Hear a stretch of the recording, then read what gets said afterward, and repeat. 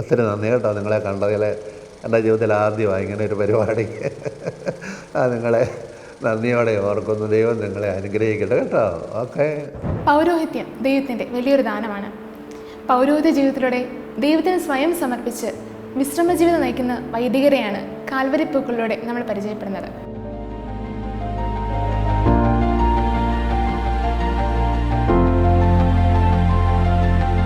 ഇന്ന് നമ്മളോടൊപ്പം ആയിരിക്കുന്നത് ബഹുമാനപ്പെട്ട ജോസഫ് പോത്തുശ്ശേരി അച്ഛനാണ്. അച്ഛാ, സ്തുതിയായിരിക്കട്ടെ. എല്ലാവർക്കും സുഖമാണെന്ന് വിചാരിക്കുന്നു. അച്ഛാ, അച്ഛൻ ഈ പൗരോഹിത്യത്തിലേക്ക് വന്ന അല്ലെങ്കിൽ അച്ഛനെ അതിലേക്ക് സ്വാധീനിച്ച ഒരു വ്യക്തിയെക്കുറിച്ച് അല്ലെങ്കിൽ ആ ഒരു സാഹചര്യത്തെക്കുറിച്ച് പറയാമോ? എൻ്റെ കുടുംബത്തിൽ പ്രത്യേകിച്ച് വൈദികരൊന്നും ഉണ്ടായിരുന്നില്ല. പിന്നെ എൻ്റെ അമ്മയുടെ കൂട്ടത്തിൽപ്പെട്ട ഒരു വൈദികനുണ്ടായിരുന്നു, തോമസ് പനക്കേഴോ എന്ന് പറയും. അദ്ദേഹം SDB സഭയുടെ സുപ്പീരിയർ ജനറലായിരുന്നു. അതൊരു പ്രോത്സാഹനമാണ്. പിന്നെ ഞാൻ പഠിച്ച സ്കൂളിൽ, കോൺവെൻറ്റ് സ്കൂളിലാണ് പഠിച്ചത്. അപ്പോൾ നമ്മുടെ ക്ലാരമഠം. അപ്പോൾ സിസ്റ്റേഴ്സിൻ്റെ പ്രോത്സാഹനം വളരെയധികം ഉണ്ടായിരുന്നു. അവരെപ്പോഴും ദൈവവിളി സ്വീകരിക്കുന്നതിനെക്കുറിച്ചും വൈദികരാകുന്നതിനെക്കുറിച്ചൊക്കെ പറയുകയും പ്രോത്സാഹിപ്പിക്കുകയും ചെയ്യുമായിരുന്നു. അതുതന്നെയല്ല, മഠത്തിനകത്തേക്ക് കൊണ്ടുപോയി ഞങ്ങൾ പിള്ളേരെയൊക്കെ കൊണ്ടുപോയി പ്രാർത്ഥിപ്പിക്കുകയും മിഠായി നൽകുകയും, അതുപോലെ തന്നെ ഈ ഉണക്കക്കപ്പ ഒക്കെ പെറുക്കി വെച്ചിട്ടുണ്ടായിരുന്നവർ അത് വറുത്തൊക്കെ ഓരോന്ന് ഞങ്ങൾക്ക് തരികയും, പിന്നെ ചാപ്പലിൽ കൊണ്ടുപോയി ഈശോയെ കാണിക്കുകയും, പിന്നെ ആൾത്താരയിലുള്ള മനോഹരമായ നക്ഷത്രം പോലെ തൂങ്ങിക്കിടക്കുന്നതൊക്കെ കാണിക്കുകയും, അങ്ങനെ ഒരു വലിയൊരു ആകർഷണം നൽകിയത് നമ്മുടെ പ്രിയപ്പെട്ട ക്ലാരമഠം സിസ്റ്റേഴ്സാണ്.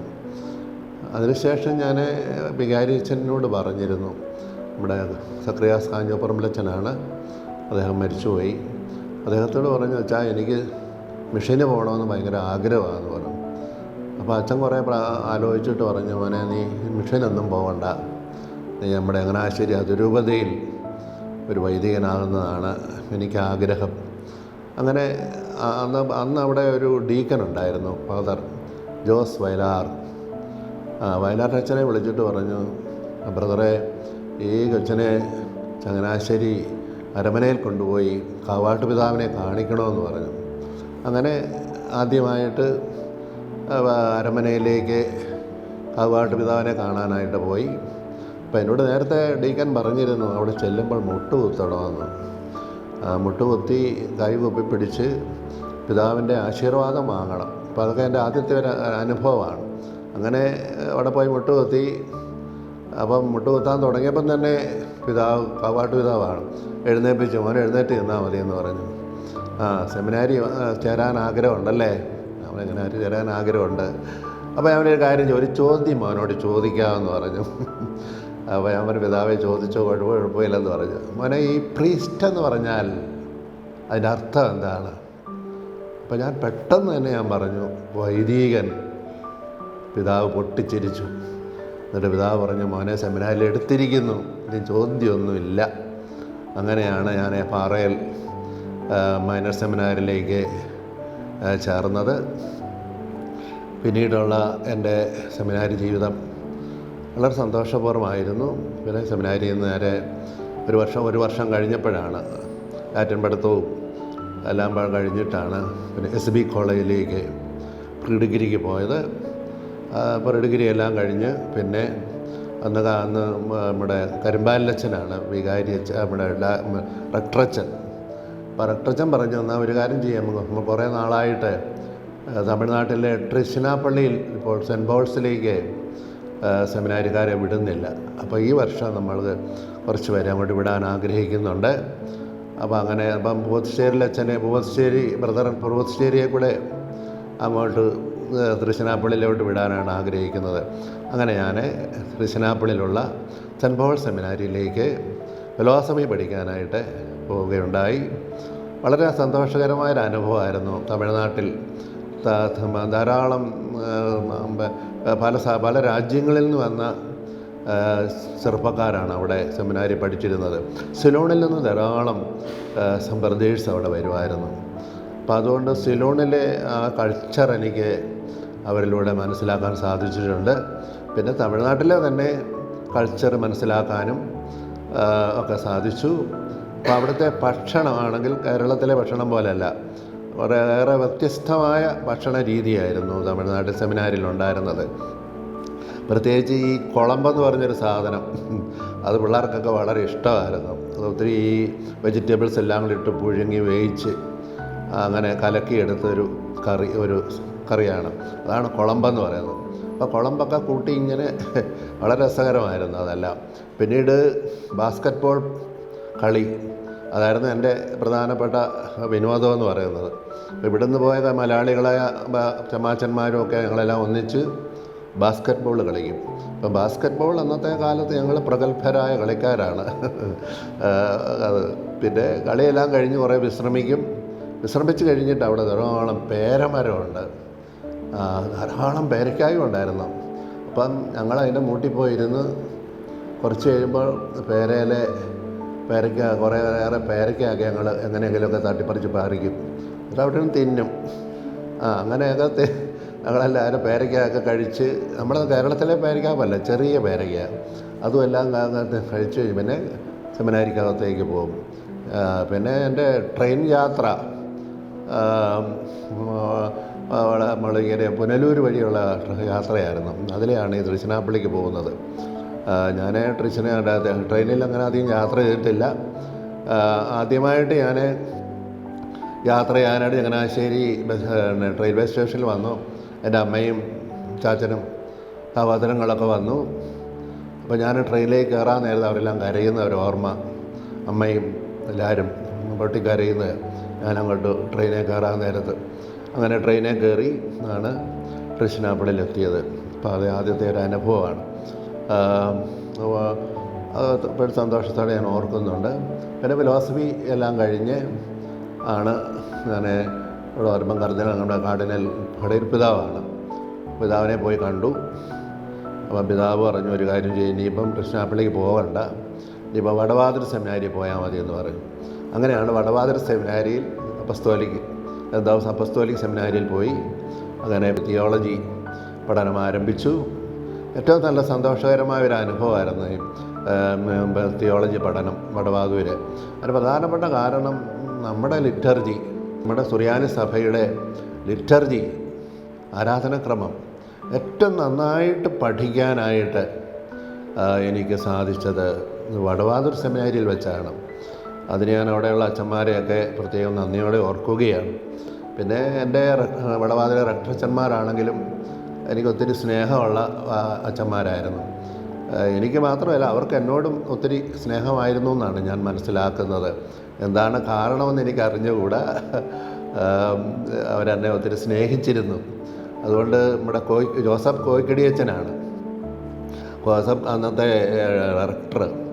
അച്ഛൻ എന്നെ ഒത്തിരി സ്നേഹത്തോടുകൂടി സ്നേഹിക്കുകയും പിന്നെ എന്നെ സെമിനാരിയിലെ ചാപ്പലിൻ്റെ പ്രധാനപ്പെട്ട സാക്രിസ്റ്റ്യനായിട്ട് എന്നെ നിയോഗിക്കുകയും ചെയ്തു. അതൊക്കെ ഒത്തിരി എനിക്ക് സന്തോഷം പകരുന്ന കാര്യമാണ്. ഞാനെല്ലാം വൃത്തിയായിട്ട് സൂക്ഷിക്കുമായിരുന്നു. സങ്കീർത്തയും അൾത്താരയും പൂക്കൾ വെക്കാനും ഒക്കെ നല്ല പോലെ ശ്രദ്ധിക്കുകയും നല്ല ക്ലീനായിട്ട് ചെയ്യുമായിരുന്നു. എപ്പോഴും സങ്കീർത്തിയിലേക്ക് റക്ടറച്ചൻ കയറി വരും, എന്നിട്ട് ചോദിക്കാൻ എങ്ങനെയുണ്ട്, പുള്ളി മേശപ്പുറം എല്ലാം തുടച്ചു വരും. പൊടിയൊന്നുമില്ല കേട്ടോ, മിടുക്കനാകട്ടോ എന്നൊക്കെ പറയുമായിരുന്നു.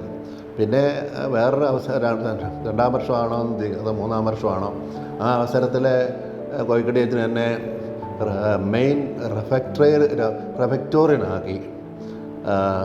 ഈ സെമിനാരിലെ ഭക്ഷണശാലയിലെ മേൽനോട്ടം എനിക്ക് തരികയുണ്ടായി. അപ്പോൾ എൻ്റെ കഴിവൊന്നും കൊണ്ടല്ല, അച്ഛൻ വിചാരിച്ചു എന്തോ കഴിവുണ്ടെന്ന്. എനിക്ക് കഴിവൊന്നും പ്രത്യേകിച്ച് ഉണ്ടായിരുന്നില്ല. അതുകൊണ്ട് കുഴപ്പമില്ല, സന്തോഷമായിരുന്നു എനിക്ക്. റക്ടറച്ചനാണ് എന്നെ ഒത്തിരി വളർത്തിയതെന്ന് കാണാൻ അതായിരുന്നു വടവാതിൽ സെമിനാരിയിലെ പഠനം. അത് കഴിഞ്ഞിട്ട് പിന്നെ 1979 ഞാൻ വൈദികനായത് കത്തീഡ്രൽ പള്ളി വെച്ചാണ്. കത്തീഡ്രൽ പള്ളിയിലെ നമ്മുടെ പടയിരപ്പിതാവാണ്, നഗർജനാൾ പടയിരപ്പിതാവാണ്. ഞങ്ങൾ 8 പേരായിരുന്നു ഓർഡൈൻ ചെയ്യപ്പെട്ടത്. അവരിൽ 2 പേര് മരിച്ചുപോയി. ബാക്കിയുള്ളവരെല്ലാം ഇപ്പോഴും ഉണ്ട്. ഒരാൾ അമേരിക്കയിലാണ്, ബാക്കിയുള്ളവരെല്ലാം കേരളത്തിൽ തന്നെ ഇവിടെ ചങ്ങനാശ്ശേരിയിൽ ശുശ്രൂഷ ചെയ്തുകൊണ്ടിരിക്കുകയാണ്. അതാണ് എൻ്റെ ഓർഡിനേഷൻ്റെ കാര്യം. ഓർഡിനേഷൻ്റെ സമയം അത് കഴിഞ്ഞിട്ട് വീട്ടിൽ പ്രത്യേകിച്ച് വലിയ ചടങ്ങൊന്നും ഉണ്ടായിരുന്നില്ല. ഇന്നത്തെ പോലെ ഭയങ്കര ആഘോഷങ്ങളോ ഒന്നും ഉണ്ടായിരുന്നില്ല. സ്വന്തക്കാരെയും വീട്ടുകാരെയും എല്ലാവരെയും ചാച്ചനെയും അമ്മച്ചിയുടെയും കൂട്ടത്തിൽപ്പെട്ടവരെയൊക്കെ ക്ഷണിച്ചു. അങ്ങനെ ഞങ്ങൾ ഇവിടെ ഞങ്ങളുടെ ഗവൺമെൻറ്റിലെ സ്കൂളിലാണ്. അന്ന് വലിയ പാരിഷുകളൊന്നും ഞങ്ങളുടെ പള്ളിയിലില്ല. ഗവൺമെൻറ്റിലെ സ്കൂളിൽ തന്നെ ബെഞ്ചെല്ലാം റെഡിയാക്കി ക്രമീകരിച്ച് അവിടെ വെച്ചായിരുന്നു ചെറിയൊരു ഭക്ഷണം എല്ലാവർക്കും നൽകി. വലിയ ചിലവൊന്നുമില്ല. അതെ, ഞാൻ ഓർക്കുമായിരുന്നു എന്താണ് ഇപ്പോഴത്തെ കാലത്ത് ഞാൻ ചിലവാണ്. അന്ന് വലിയ ചിലവൊന്നുമില്ല. എനിക്കെന്ന് തോന്നുന്നു 25,000 രൂപ ആയുള്ളൂ. ആ 25,000 രൂപയ്ക്ക് മിക്കവാറും ഒരു 600 പേര് ഒരു 500 പേരെങ്കിലും കഴിച്ചിട്ടുണ്ട്. അത്രയ്ക്കുള്ള ചിലവേ അന്ന് വന്നുള്ളൂ. അതായിരുന്നു. പിന്നെ കൂട്ടത്തിൽപ്പെട്ടവരും പേരപ്പന്മാരുടെ മക്കളും എല്ലാവരും ഇച്ചിരി സംഭാവനയൊക്കെ നൽകിയായിരുന്നു. അങ്ങനെയൊക്കെ ആ ഒരു സ്നേഹബന്ധം അവരും പുലർത്തി. അങ്ങനെയായിരുന്നു എൻ്റെ ഓർഡിനേഷനും പുത്തൻ കുർബാനയൊക്കെ. അച്ഛൻ്റെ സെമിനാരി പഠന കാലയളവിൽ അച്ഛൻ ഏറ്റവും കൂടുതൽ ആസ്വദിച്ച നിമിഷം എന്ന് പറഞ്ഞാൽ ഈ ബാസ്കറ്റ് ബോൾ കളിയും അതൊക്കെയാണോ? ബാസ്കറ്റ് ബോൾ കളിക്കുമായിരുന്നു. നല്ല കളിയായിരുന്നു. രസകരമായ കളിയായിരുന്നു. അതേ കളിക്കത്തുള്ളൂ, വേറെ ഒന്നും ഇല്ലായിരുന്നു. അതാണ്. പിന്നെ അത് കഴിഞ്ഞിട്ട് എന്നെ ഓർഡിനേഷൻ കഴിഞ്ഞ ഉടനെ എന്നെ തൃക്കടിത്താനം പള്ളിയിലേക്കാണ്, സെൻറ്റ് സേവിയേഴ്സ് തൃക്കടിത്താനത്തോട്ടാണ് എന്നെ അപ്പോയിൻ്റ് ചെയ്തത്. അപ്പോൾ അവിടെ വലിയ ഇടവകയാണ്, 1200 കുടുംബങ്ങളാണ്. അപ്പോൾ എനിക്ക് ഈ കൂട്ടായ്മ എന്നാന്നൊന്നും അറിയത്തില്ലായിരുന്നു.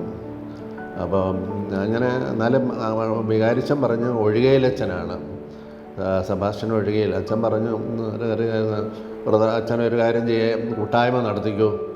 അപ്പോൾ ഞാൻ കൂട്ടായ്മയ്ക്ക് പോയി. എങ്കിലും എനിക്ക് നല്ല നിശ്ചയമില്ല എങ്ങനെയാണ് ഈ കൂട്ടായ്മ നടത്തേണ്ടത്. പിന്നെ ഒരു തരത്തിലൊക്കെ വന്ന ആൾക്കാരോടൊക്കെ ചോദിക്കും എങ്ങനെയാണ് നേരത്തെ ഈ കൂട്ടായ്മ നടത്തിക്കൊണ്ടിരുന്നത് എന്നൊക്കെ ചോദിച്ചും പറഞ്ഞുമൊക്കെ ഞാൻ കൂട്ടായ്മ പഠിച്ചു. ഏറ്റവും നല്ല രീതിയിൽ തൃക്കടിത്താനത്ത് വാർഡ് കൂട്ടായ്മ നടത്താനായിട്ട് സാധിച്ചു. പിന്നെ മിഷെല്ലീൻ്റെ ഡയറക്ടറാകണമെന്ന് എനിക്ക് ആഗ്രഹമുണ്ടായിരുന്നു. ഈ ചെറുകൃഷ്ണ മിഷെല്ലീൻ്റെ ആഗ്രഹമുണ്ടായിരുന്നു. പക്ഷേ എനിക്കത് അതാരും തന്നില്ല. ഇപ്പം അതൊരു ദുഃഖമാണ് എനിക്ക്. ഞാൻ എല്ലാ കൊച്ചച്ചന്മാർക്കും ഓരോരോ ഡയറക്ടർ സ്ഥാനം കൊടുക്കുന്നുണ്ട്, ഫൊറോന സ്ഥാനം. അപ്പം എനിക്ക് കിട്ടാഞ്ഞതിൽ അന്നൊരു വിഷമം ഉണ്ടായിരുന്നു. അന്ന് കിട്ടിയില്ല. കാരണം എനിക്കൊരാഗ്രഹം ഉണ്ടായിരുന്നു മിഷെല്ലീൻ്റെ ഡയറക്ടറാണെങ്കിൽ പിള്ളേരുടെ കൂടെ സഹവസിക്കുവാനും ഒത്തിരി നല്ല നല്ല മിഷെല്ലി പ്രവർത്തനങ്ങൾ കാഴ്ചവെക്കാനും സാധിക്കുമായിരുന്നു എന്നൊക്കെ എനിക്ക് മനസ്സിലിപ്പോഴും ഉണ്ട്. ഒരു തേങ്ങലായിട്ട് കിടക്കുന്ന അതാണ്. പിന്നെ ഞാൻ തൃക്കടിത്താനത്ത് നിന്ന് ഞാൻ ധ്യാനിപ്പിക്കാനായിട്ട് പല സ്ഥലങ്ങളിൽ പോകുമായിരുന്നു. പ്രത്യേകിച്ചും കാഞ്ഞിരപ്പള്ളി രൂപതയിലെ ഇടുക്കി രൂപതയിൽ പല പള്ളികളിലും പോയി ഞാൻ ധ്യാനിപ്പിക്കുമായിരുന്നു. താൻ വചനം പ്രസംഗിക്കുമായിരുന്നു. കൊച്ചച്ഛനാണേലും വികാരിച്ചൻ്റെ അനുവാദത്തോടു കൂടി അവിടെ പോയി വലിയ മലമണ്ടയിലൊക്കെ തത്തിക്കയറി ഞാൻ കയറി ഓർക്കുന്നുണ്ട്. ഭയങ്കര മല, പെരുവന്താനം എന്ന് പറയും. മലയെന്ന് പറഞ്ഞാൽ കുത്തനെ മുകളിലോട്ട് കയറണം. അങ്ങനെ ചെറുപ്പമാനും കുഴപ്പമില്ല. ഞാൻ പിടിച്ച് മുകളിൽ പോയി ചെന്നപ്പോൾ ഒരു ചെറിയ പള്ളി, അവിടെയൊക്കെ പോയി ഞാൻ ധ്യാനിപ്പിച്ചു. അവിടെ ചെന്നപ്പോൾ എനിക്ക് പനി പിടിച്ചു. എനിക്ക് ഭയങ്കര പനി, മഞ്ഞ മുഴുവൻ. മഞ്ഞിനകത്താണ് ഈ പെരുവന്താനം പള്ളിയുള്ളത്. പക്ഷേ ആളുകൾ ഇഷ്ടംപോലെ വന്നിട്ടുണ്ട് ധ്യാനം കൂടാനായിട്ട്. ഞാനവിടുത്തെ പാവപ്പെട്ട ഞാൻ വന്നപ്പോൾ ഞാനീ ധ്യാനം വരുമെന്നും പറഞ്ഞ് വന്നിട്ട് ഇത്രയും ജനങ്ങൾ വന്നത് എങ്ങനെയാണ്. അപ്പോൾ അവിടെ പോയി ഞാൻ 5 ദിവസത്തെ ധ്യാനം നടത്തുന്ന അവസരത്തിൽ വെള്ളിയാഴ്ച ഭയങ്കര പ്രൈസ് ആൻഡ് വർഷിപ്പാണ്. പ്രൈസ് ആൻഡ് വർഷിപ്പ് നടത്തുന്ന അവസരത്തിൽ പിറകിൽ ഒരു ഞരക്കം കേട്ടു. കിടുകിടാന്നൊരു ഒരു അനക്കം കേട്ടു. ഞാൻ നോക്കിയപ്പോൾ ഒരു വെല്ലുമ്മച്ചി പ്രാർത്ഥിച്ചുകൊണ്ടിരിക്കുമ്പോൾ അമ്മച്ചി ഹല്ലേലൂയ പറയുന്നതായിട്ടാണ്. കുനിഞ്ഞ് കിടന്നുകൊണ്ടാണ്. അമ്മച്ചിക്ക് നടു നിവരുകയല്ല, അമ്മച്ചിയുടെ നടു ഇങ്ങനെ വളഞ്ഞു പോയി. അപ്പോൾ ഞാൻ ആൾക്കാരോട് പറഞ്ഞ ഒരു കാര്യം ചെയ്യാം, അമ്മച്ചി അമ്മച്ചിയുടെ നടു വളഞ്ഞിരിക്കുകയല്ലേ, നമുക്കെല്ലാവരും കൂടെ ഭക്തിപൂർവ്വം പരിശുദ്ധാത്മാവിനോട് ഈ അമ്മച്ചിക്ക് വേണ്ടിയിട്ട് പ്രാർത്ഥിക്കാമെന്ന് പറഞ്ഞു. ഇവിടെ എല്ലാവരും എഴുന്നേറ്റ് പരിശുദ്ധാത്മാവിൻ്റെ പാട്ടൊക്കെ പാടി സ്തുതിച്ച് കുറേ കഴിയുമ്പോൾ പിന്നെ ഒരു ഡ്രെന്നൊരു ശബ്ദം കേട്ടു. എന്തായിരുന്നു ആ ശബ്ദം? അമ്മച്ചിയുടെ നടു നിവരുന്നതായിരുന്നു. ഭയങ്കര അത്ഭുതമാണ്. അമ്മച്ചിയുടെ നടു നിവർന്നു. പാവം ഒരു കഷ്ടപ്പെട്ട് ജീവിച്ച ഒരു അമ്മച്ചി ആ മലമണ്ടയെ കടന്ന് കഷ്ടപ്പെട്ടപ്പോൾ ഉണ്ടായ ആ നടു വളഞ്ഞു പോയി. അപ്പോൾ അതൊക്കെ എൻ്റെ വലിയൊരു അനുഭവമാണ്. തൃക്കൃത്താനത്തൊന്ന് പോയി ധ്യാനിപ്പിച്ചപ്പോൾ ഉണ്ടായൊരു അനുഭവമാണ്. അതുപോലെ തന്നെ ഒരു പെങ്കൊച്ച് 10-15 വയസ്സുണ്ട്. ആ കൊച്ചിന് സംസാരിക്കുകയില്ല, മിണ്ടുകയില്ല, സംസാരിക്കുക. അപ്പോൾ അതുകൊണ്ട് അപ്പനും അമ്മയും വന്നിട്ട് പറഞ്ഞു, എൻ്റെ അച്ഛ ഈ കൊച്ച് വർത്തമാനം പറയത്തില്ല. ഞാൻ പറഞ്ഞു നമുക്ക് പ്രാർത്ഥിക്കാം. അങ്ങനെ പ്രാർത്ഥിച്ചുകൊണ്ടിരിക്കുമ്പോൾ ഒരു ചെറിയ ദർശനം പോലെ എനിക്ക് തോന്നി. അപ്പോൾ ഈ കൊച്ചിൻ്റെ അമ്മേനെ വിളിച്ചു. അമ്മേനെ വിളിച്ചിട്ട് പറഞ്ഞു, എന്താണ് നിങ്ങൾ എൻ്റെ അച്ഛ എന്നോട് ക്ഷമിക്കണം, ഞങ്ങൾ തമ്മിൽ പിരിഞ്ഞാണ് ജീവിച്ചതെന്ന് പറഞ്ഞു. ഭാര്യ ഭർത്താവും പിരിഞ്ഞ് ജീവിക്കുകയായിരുന്നു. പിന്നെ അങ്ങനെ ജീവിച്ച് ആ കാലഘട്ടത്തിൽ ഈ കൊച്ചിന് മിണ്ടാട്ടമില്ലായിരുന്നു. നമ്മൾ ചെറുപ്പത്തിൽ ഇച്ചിരി വല്ലതൊക്കെ ആ ഊന്നൊക്കെ അമ്മ അച്ചാച്ചാന്നൊക്കെ പറയുമായിരുന്നു. പിന്നീട് ഇവൾ 10-15 വയസ്സായിട്ട് മിണ്ടത്തില്ലായിരുന്നു പറഞ്ഞു. അപ്പോൾ ഞാൻ പിന്നെ ഭർത്താവിനെ കൂടെ വിളിച്ചു. അങ്ങനെ രണ്ടുപേരെയും കൂടെ നിർത്തി അങ്ങ് ഞാൻ തലയെ കൈവച്ച് അങ്ങ് പ്രാർത്ഥിച്ച് കഴിഞ്ഞപ്പോൾ കൊച്ചു വർത്തമാനം പറഞ്ഞു. പെട്ടെന്ന് സംഭവമാണ്. ഇതെങ്ങനെയാണെന്ന് എനിക്കറിയത്തില്ല. ദൈവം തമ്പുരാൻ ചെയ്യുന്ന പ്രവൃത്തികളാണ്. ആ കൊച്ചു പിന്നെ വർത്തമാനം പറഞ്ഞു, ഹല്ലേലൂയ പറഞ്ഞിട്ടാണ് ഈ കൊച്ച് പിന്നെ ധ്യാനം കഴിഞ്ഞിട്ട് പോയതെന്ന് കാണാൻ സാധിക്കും. അതുപോലെ തന്നെ ഒരു സംഭവമുണ്ട്. ഞാനവിടെ പനി പിടിച്ച് എനിക്ക് 3-ാം ദിവസം പനിയായിപ്പോയി. ഒരു കൊച്ചു വീടാണ്, വള്ളിമുറിയാണ്. ആ വള്ളിമുറിയിൽ ഞാൻ കിടക്കുക. അപ്പോൾ ആൾക്കാരനോട് പറഞ്ഞു, അച്ഛൻ കടന്നുകൊണ്ട് ധ്യാനിപ്പിക്കാമോ എന്ന് ചോദിച്ചു. അപ്പോൾ ഞാൻ കടന്നുകൊണ്ട് വേണേൽ ധ്യാനിപ്പിക്കാം, എല്ലാവരും എഴുന്നേറ്റ് നിന്നാണ് ധ്യാനിപ്പിക്കുന്നത്, ഞാൻ കടന്നുകൊണ്ട് ധ്യാനിപ്പിക്കാമെന്ന് പറഞ്ഞു. അങ്ങനെ കടന്നുകൊണ്ട് കടക്കുന്ന അവസരത്തിൽ ഒരു കൊച്ചു കുട്ടിയും കൊണ്ട് വന്നു. 4-ലോ 5-ലോ കൊണ്ട് പഠിക്കുന്ന കൊച്ചാണ്. അപ്പനും അമ്മയും വന്നിട്ടുണ്ട്. ഞാൻ ചെന്നാ പറ്റി, അച്ഛാ ഈ കൊച്ച് മിണ്ടത്തില്ലെന്ന് പറഞ്ഞു.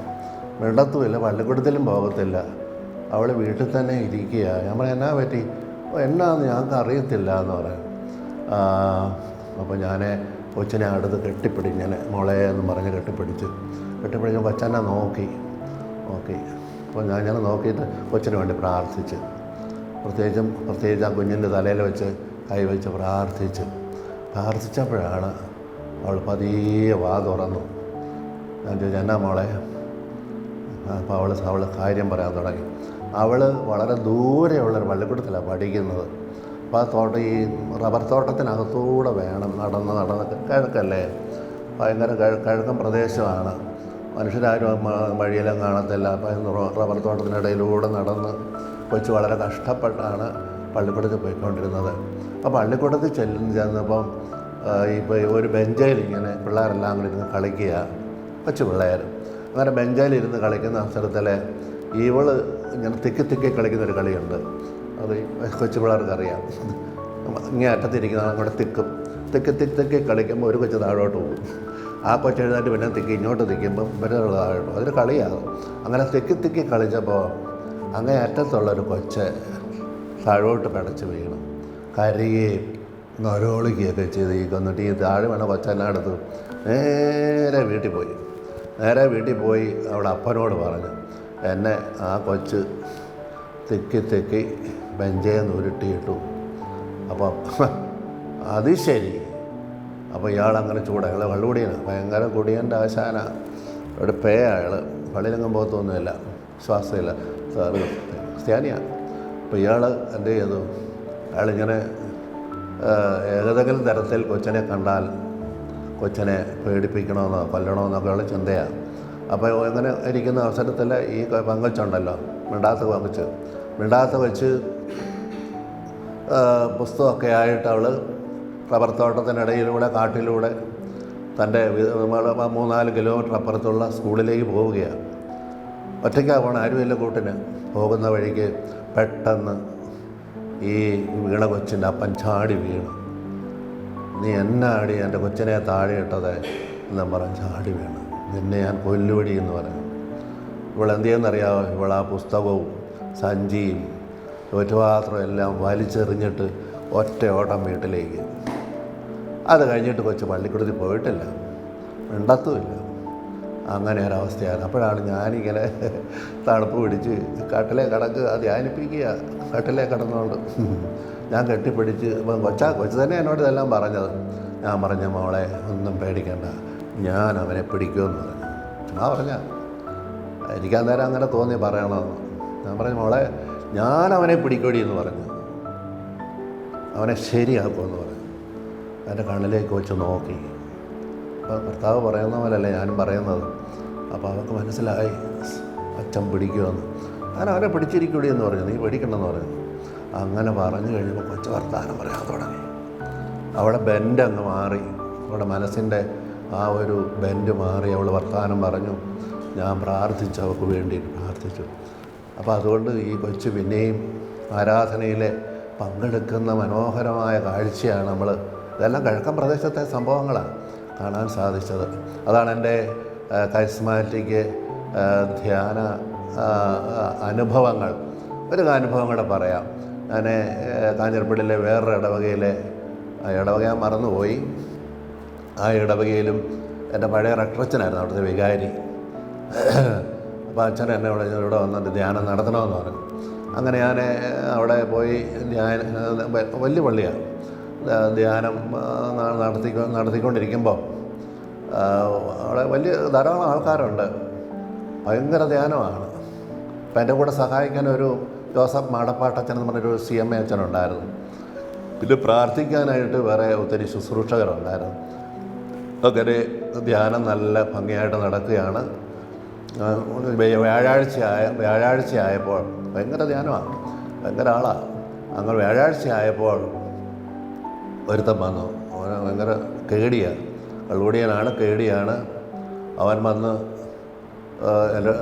എൻ്റെ മുറിയുടെ വാതിൽക്ക് വന്നിട്ട് പറഞ്ഞു, വീട്ടുകാരത്തെ വിട്ടു തരണമെന്ന് പറഞ്ഞു. നമ്മുടെ ആ വീട്ടുകാരത്തി, നമ്മുടെ ഏത് വീട്ടുകാരത്തി?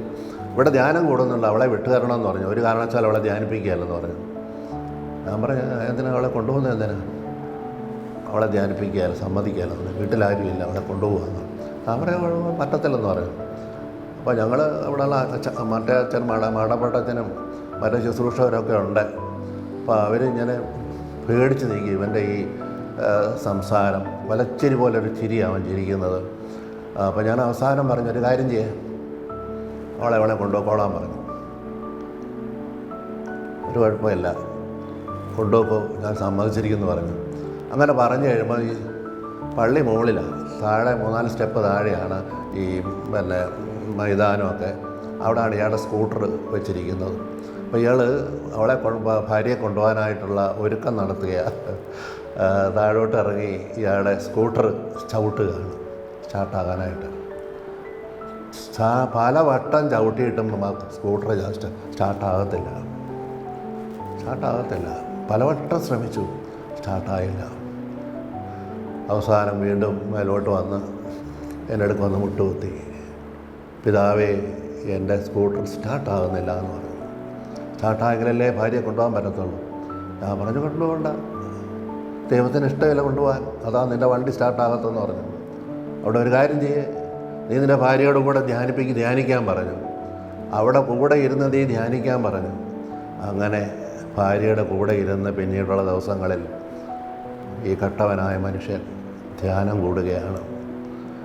ഈ ധ്യാനം കൂടി അവന് മാനസാന്തരപ്പെട്ടു. അങ്ങനെ ഭാര്യയും ഭർത്താവും ഒരുപോലെ മാനസാന്തരപ്പെട്ട ഒരനുഭവമാണ്. കാഞ്ഞിരപ്പള്ളി രൂപതയിലെ ഒരു പള്ളിയിൽ ഞാൻ ഇപ്പോഴും ഓർക്കുന്നു. അതിൻ്റെ വലിയൊരു ഓർമ്മയാണ്. അതെല്ലാം ഇപ്പോഴും മറക്കാതെ ഇരിക്കുന്ന ഓർമ്മകളാണ്. അതുകൊണ്ട് പിന്നെ ഞാൻ പിന്നെ ഓരോ പള്ളിയിലും വരുമ്പോഴും എനിക്ക് ഒത്തിരി ഡ്യൂട്ടീസൊക്കെ ഉള്ളതുകൊണ്ട് പിന്നെ ഞാൻ ധ്യാനിപ്പിക്കാനായിട്ട് അധികം ശ്രമിച്ചിട്ടില്ല, സമയമില്ലായിരുന്നു എനിക്ക്. പിന്നെ വികാരിച്ചന്മാരുടെ അനുവാദമൊക്കെ വേണമല്ലോ, നമ്മൾ ഓരോ സ്ഥലങ്ങളിലൊക്കെ ധ്യാനിപ്പിക്കാൻ പോകാനൊക്കെ അനുവാദം വേണം. എങ്കിലും ഇടയ്ക്കും പഴയ്ക്കുമൊക്കെ ഞാൻ നമ്മുടെ വെല്ലൂന്നി പള്ളിയിലും കടങ്ങറ പള്ളിയിലും അങ്ങനെ പല പള്ളിയിലൊക്കെ പോയി ചെറുതായിട്ടൊക്കെ ധ്യാനിപ്പിക്കുകയും ഒക്കെ ചെയ്തിട്ടുണ്ട്. പിന്നെ എനിക്കൊത്തിരി ഇഷ്ടമുള്ള സംഗതിയായിരുന്നു യുവദീപ്തിക്ക് ക്ലാസ് എടുക്കുക എന്നുള്ളത്. അത് വളരെ ഇഷ്ടമുള്ള സംഗതിയായിരുന്നു. യുവദീപ്തിക്ക് പ്രത്യേകം ക്ലാസ് എടുക്കണം. അങ്ങനെയാണ് ഞാൻ വെളിനാട് സെൻറ്റ് സേവിയേഴ്സ് വെളിനാട് പള്ളിയിൽ അവിടെ ഒരു ക്ലാസ്സൊക്കെ എടുത്തപ്പോഴാണ്, അതവിടെ യുവദീപ്തി ഇല്ല. അപ്പോൾ അങ്ങനെ ക്ലാസ്സെല്ലാം കഴിഞ്ഞപ്പോൾ ആൺകുട്ടികളും പെൺകുട്ടികളും പറഞ്ഞു, അച്ഛാ നമുക്ക് ഇവിടെ ഒരു യൂണിറ്റ് ഉണ്ടാകുന്നത് ഞങ്ങൾക്ക് ഇഷ്ടമാണെന്ന് പറഞ്ഞു. ഞാൻ പറഞ്ഞു ഒരു കുഴപ്പമില്ല, എൻ്റെ സമക്ഷത്തിൽ തന്നെ ഒരു യൂണിറ്റ് അങ്ങ് ആരംഭിച്ചോളാൻ പറഞ്ഞു. അങ്ങനെ ആരംഭിച്ച് ആണ് ഒരാളെ പ്രസിഡൻ്റാക്കി. ആ പ്രസിഡൻ്റാണ് സർജി എന്ന് പറയുന്ന 40-ാം കടം. അദ്ദേഹം പിന്നീട് രൂപതയുടെ തന്നെ പ്രസിഡൻ്റായി. പിന്നെ അദ്ദേഹം നമ്മുടെ ദീപികയുടെ സബ് എഡിറ്ററായിരുന്നു പുള്ളി. ഇപ്പോഴും ഉണ്ട് പുള്ളി. ഇവിടെ അടുത്തെങ്ങാണ്ടാ താമസിക്കുന്നത്. വെളിനാട്ടൊന്നും എവിടെയും പോകുന്നു തോന്നുന്നു. പഴയൻ്റെ ഓർമ്മയാണ് യുവദീപ്തി സ്റ്റാർട്ടാക്കിയതും ഒക്കെ ഓർമ്മകളാണ്. പിന്നെ ഞാൻ മിത്രക്കരി പള്ളിയിൽ ഇതുപോലെ ക്ലാസ് എടുത്തപ്പോഴും എനിക്ക് പേടിയായിരുന്നു. ഇവന്മാരെയൊക്കെ നോക്കുമ്പോൾ ഒരു പേടിയാണ് എനിക്ക്. എന്നെക്കാളും വലിയ മിടുക്കന്മാരൊക്കെ പൊക്കമുള്ളവരും പിള്ളേരാണേലും ഒക്കെ ഇരിക്കുന്നത്. അപ്പോൾ ഞാൻ മിത്രക്കരി പള്ളിയിൽ പോയി ഇങ്ങനെ യുവദീപ്തി ക്ലാസ് എടുത്തപ്പോൾ ഇവരൊക്കെ എന്നോട് ചോദിച്ചു, അച്ഛാ ഈ അച്ഛന്മാർ പാവമൊന്നും ചെയ്യുന്നില്ലല്ലോ, പിന്നെ എന്തിനാ അച്ഛന്മാരോട് ഈ വലിയ പാവമൊക്കെ ഞങ്ങൾ പറയുന്നത്? ഞങ്ങൾ പാവമൊക്കെ പറഞ്ഞു കഴിഞ്ഞാൽ അച്ഛന്മാർ കേട്ട് പഠിക്കുകയല്ലേ? കേട്ട് പഠിക്കുകയല്ലേ? ഭയങ്കര ചോദ്യമാണ്. അപ്പം എനിക്ക് പേടിയുണ്ട്, വിറയ്ക്കുന്നുണ്ട് ആളുകൾ. കാരണം ഇവന്മാരുടെ ചോദ്യം ഭയങ്കരമാണ്. കർത്താവിൻ്റെ അധികാരത്തിലാണ് ഞങ്ങൾ വന്നിരിക്കുന്നത്. സ്വർഗത്തിൽ അഴിക്കുന്നതെല്ലാം ഭൂമിയിൽ അഴിക്കപ്പെടും, ഭൂമിയിൽ കെട്ടുന്നതെല്ലാം സ്വർഗത്തിലും കെട്ടപ്പെടും എന്ന് കർത്താവ് ഉയർപ്പ് ഉദ്ധാരത്തിന് ശേഷം കർത്താവ് നൽകിയ അധികാരമാണ്. ആ അധികാരം ഉപയോഗിച്ചാണ് ഞങ്ങൾ ചെയ്യുന്നത്. അല്ല ഞങ്ങൾ നിങ്ങളുടെ പാപം കേട്ട ഉടനെ ഞങ്ങൾ പാപികളാകത്തില്ല, ഞങ്ങൾക്കതിന് ശക്തി ദൈവം തരും എന്നൊക്കെ പറഞ്ഞ ഓർമ്മകൾ എൻ്റെ ചെറുപ്പകാലങ്ങളിലുള്ള വൈദിക ജീവിതത്തിലെ അനുഭവങ്ങളാണ്. അതെല്ലാം കാണാൻ സാധിക്കും. അതാണ് അച്ഛനെ സംബന്ധിച്ച് അല്ലെങ്കിൽ അച്ഛൻ്റെ ജീവിതത്തിൽ നിന്ന് അച്ഛന് ഒരു നല്ല പുരോഹിതനുണ്ടായിരിക്കേണ്ട ഗുണങ്ങളെക്കുറിച്ച്, ആ ഗുണങ്ങൾ എന്തൊക്കെയാണെന്നാണ് അച്ഛൻ്റെ ഒരു? പ്രത്യേകിച്ച് എൻ്റെ അനുഭവത്തിൽ ഞാനൊരു പാവപ്പെട്ട കുടുംബത്തിൽ നിന്നായിരുന്നു. പ്രത്യേകിച്ച് വലിയ സാമ്പത്തികമോ ഒന്നുമില്ലാത്ത ഒരു പാവപ്പെട്ട കുടുംബം. പക്ഷേ ദൈവം എന്നെ വിളിച്ചു. ഞാനെപ്പോഴും ഓർക്കുന്നുണ്ട്, എന്തിനാണ് എന്നെ വിളിച്ചത്? ഒരു പാവപ്പെട്ട കുടുംബമല്ലേ, എത്രയോ സാമ്പത്തികമുള്ള ആളുകളുണ്ടായിരുന്നു. കർത്താവ് പാവപ്പെട്ടവനിൽ പാവപ്പെട്ടവനായ എന്നെ എന്തിനാണ് വിളിച്ചത്? കർത്താവ് വിളിച്ചെന്നൊരു ഓർമ്മ, ആ ഒരു ശക്തമായൊരു സ്വാധീനം എനിക്കുണ്ട്. എൻ്റെ കർത്താവ് വിളിച്ചതാണ്, പാവപ്പെട്ടവനായ എന്നെ വിളിച്ചു. അങ്ങനെ ഞാൻ സെമിനാരിയിലേക്ക് വന്നു. അപ്പോൾ ഞാൻ വൈദികനായതിന് ശേഷവും ഒരു പാവപ്പെട്ട വൈദികൻ എന്ന നിലയിൽ തന്നെയാണ്. ഞാൻ കുട്ടനാട്ടുകാരനായതുകൊണ്ട് എന്നെ കുട്ടനാട്ടിലെ പള്ളികളിലൂടെയാണ് ശുശ്രൂഷയ്ക്ക് വിട്ടത്. ഞാനെപ്പോഴും ഓർക്കും, ഞാനൊരു പാവപ്പെട്ടവനായതുകൊണ്ടല്ലേ എന്നെ ഈ കുട്ടനാട്ടിലൂടെ ഇട്ട് വട്ടം കറക്കുന്നത്. ഞാൻ ചുമ്മാ ഓർക്കുമായിരുന്നു. കുട്ടനാട്ടിലെ ചന്ദൻകരി, തായങ്കരി, പുതുക്കരി, മിത്രക്കരി എല്ലാം കരികളിലൂടെയുള്ള യാത്രയായിരുന്നു. അതൊക്കെ ചിലപ്പോഴൊക്കെ ഓർത്ത് വിഷമിക്കുകയോ എനിക്ക് കിഴക്കോട്ടൊന്നും പള്ളി തരത്തില്ലായിരിക്കും. ഇങ്ങനെയുള്ള ഈ സ്ഥലങ്ങളിലൂടെയൊക്കെയാണ് എന്നെ വിടുന്നത്. എങ്കിലും എൻ്റെ ഉള്ളിലുണ്ട് ഈ കുട്ടനാടിനെ ഒന്ന് രക്ഷപ്പെടുത്തണമെന്ന് ഭയങ്കര താല്പര്യമായിരുന്നു. ഞാൻ മനസ്സിൽ സൂക്ഷിച്ചിട്ട് ഈ കുട്ടനാടിനെ രക്ഷപ്പെടുത്തണം, കുട്ടനാടിൻ്റെ അധോഗതി മാറ്റിയെടുക്കണം. എംഎൽഎമാരോ അല്ലെങ്കിൽ രാഷ്ട്രീയക്കാരോ മന്ത്രിമാരോ വിചാരിച്ച് നടക്കുന്നില്ലല്ലോ വല്ലതും, പാവങ്ങളല്ലേ ഈ കുട്ടനാട്ടുകാർ. അങ്ങനെയാണ് ഞാൻ ആലോചിച്ചപ്പോൾ ഞാനന്ന് അർബോനാപുരം സെൻറ്റ് സെബാസ്റ്റ്യൻ ചർച്ചിലാണ് ഇരിക്കുന്നത്. അവിടെ ഞാൻ ആദ്യം തൃക്കടത്താനത്താന്ന് പറഞ്ഞല്ലോ, പിന്നീട് അതിരമ്പുഴയിലോട്ടാണ് എന്നെ വിട്ടത്. അതിരമ്പുഴയിൽ നിന്ന് പിന്നെ എന്നെ നർമ്മോനാപുരത്തോട്ടാണ് വിട്ടത്. എങ്ങനെയാണ് നർമ്മോനാപുരത്തോട്ട് പോകുന്നത്? അങ്ങ് പാളാത്തോത്ത് ചെന്നിട്ട് അവിടെ നിന്ന് ബോട്ടയിലാണ് പോകുന്നത്, വേറെ വഴിയൊന്നുമില്ല. അങ്ങനെയാണ് ഞാൻ നർമ്മോനാപുരത്ത് ചെന്നത്. ഈ നർമ്മോനാപുരത്തും തിരിച്ച് ഇങ്ങോട്ട് കരയ്ക്ക് ചങ്ങനാശ്ശേരിയിലേക്ക് വരണമെങ്കിൽ എന്താ വഴി? ഒരു വഴിയില്ല. കായലിൻ്റെ തീരത്തുകൂടി വരമ്പുണ്ട്. ആ വരമ്പിലൂടെയാണ് പോരേണ്ടത്. അങ്ങനെ വരമ്പേ ചവിട്ടി മുഴുവൻ ചെളിയാണ്.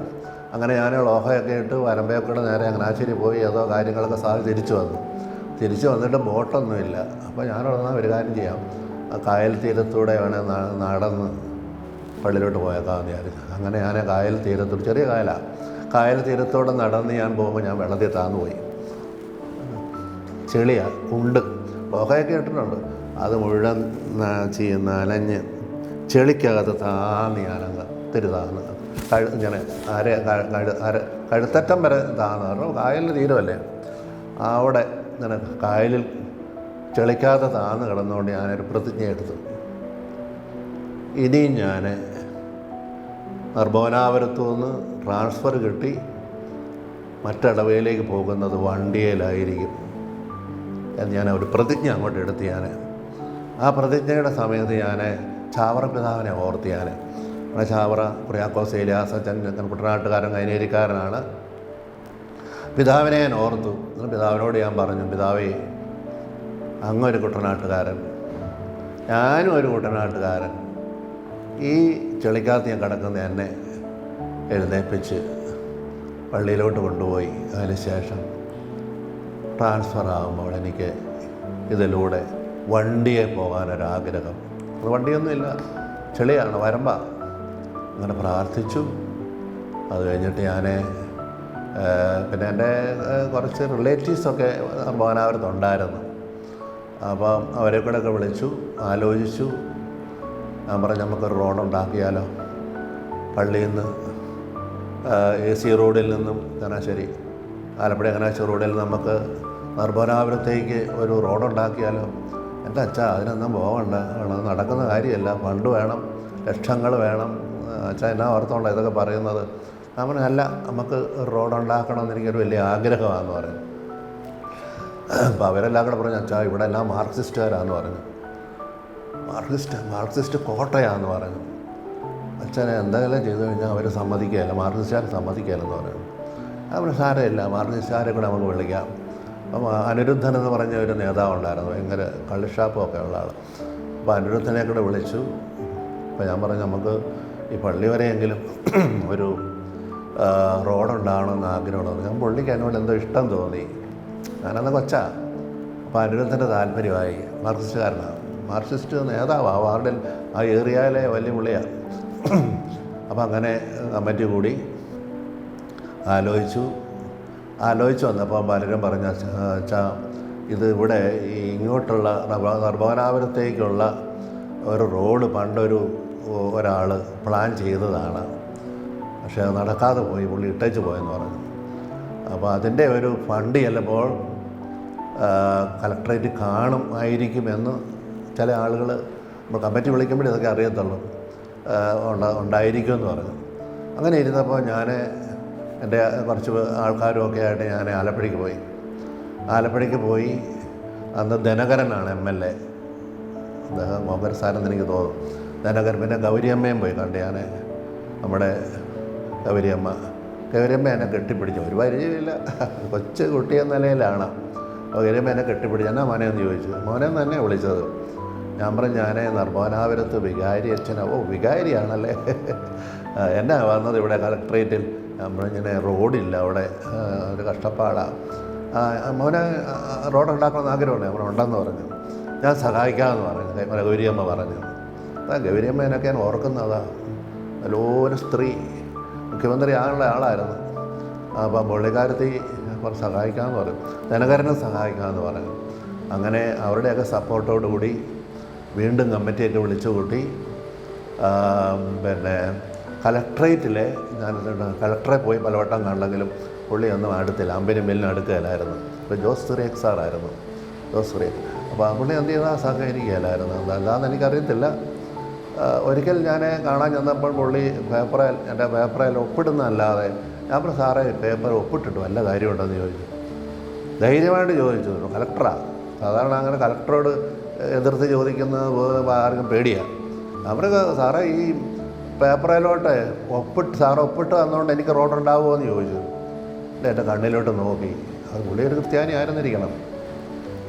അങ്ങനെ അത് കഴിഞ്ഞ് ഞാൻ പുറത്തിറങ്ങിയപ്പോൾ വേറൊരാൾ ഓടി വന്നു. ADH അഡീഷണൽ കലക്ടർ ഓടി പുറത്ത് വന്നു. ഫാദർ കലക്ടറോട് ചൂടായിട്ട് വർത്തമാനം പറഞ്ഞല്ലേ? ഞാൻ പറഞ്ഞു, എൻ്റെ ആവശ്യമല്ലേ, എനിക്ക് പറയാതിരിക്കാൻ പറ്റുമെന്ന് ചോദിച്ചു. അങ്ങനെ അദ്ദേഹം പറഞ്ഞു, പേടിക്കണ്ട, പണ്ടത്തെ ഒരു വർക്ക് അവിടെ നടത്തി, എൻ്റെ കാശ് ഇവിടെ കിടപ്പുണ്ടെന്ന് പറഞ്ഞു. ഞാൻ പറഞ്ഞു, വലിയ കാര്യം. നർമ്മോനാപുരത്തേക്ക് PH സെൻ്റർ എന്നാണ് പറയുക, നർമ്മോനാപുരം PH സെൻ്റർ റോഡാണ്, കിടപ്പുണ്ടെന്ന് പറഞ്ഞു. അത് ശരിയാക്കി തരാമെന്ന് പറഞ്ഞു. അന്ന് ഇച്ചിരി ചൂടായതുകൊണ്ട് അത് ഉപകാരമായി. അങ്ങനെ പറഞ്ഞും പിടിച്ചും പലവട്ടം കമ്മിറ്റി എല്ലാം കൂടി മാർക്സിസ്റ്റുകാരെ എല്ലാം വിളിച്ചും കൂട്ടി ഒരു റീച്ച് സാങ്ഷനായി. എനിക്ക് തോന്നുന്നു അന്ന് 15 ലക്ഷം 20 ലക്ഷം രൂപയാണ് സാങ്ഷനായി. പക്ഷേ എങ്ങനെയാണ് ഈ റോഡ് ഉണ്ടാക്കുന്നത്?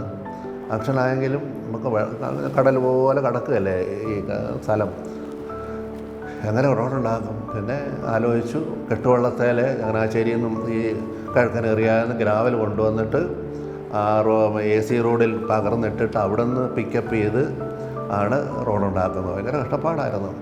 അവിടെ നിന്ന് ഈ ഗ്രാവലെല്ലാം കൊണ്ടുപോയി വഴിയിൽ ഇട്ടിട്ടിട്ടിട്ട് പൊക്കിയാണ് കൊണ്ടുവരുന്നത്. അത് ഒരു റീച്ചല്ല, പല റീച്ചുകളാണ്. റീച്ചെന്ന് പറഞ്ഞാൽ ഒരു ഏരിയ അടുത്ത ഏരിയ അങ്ങനെയാണ്.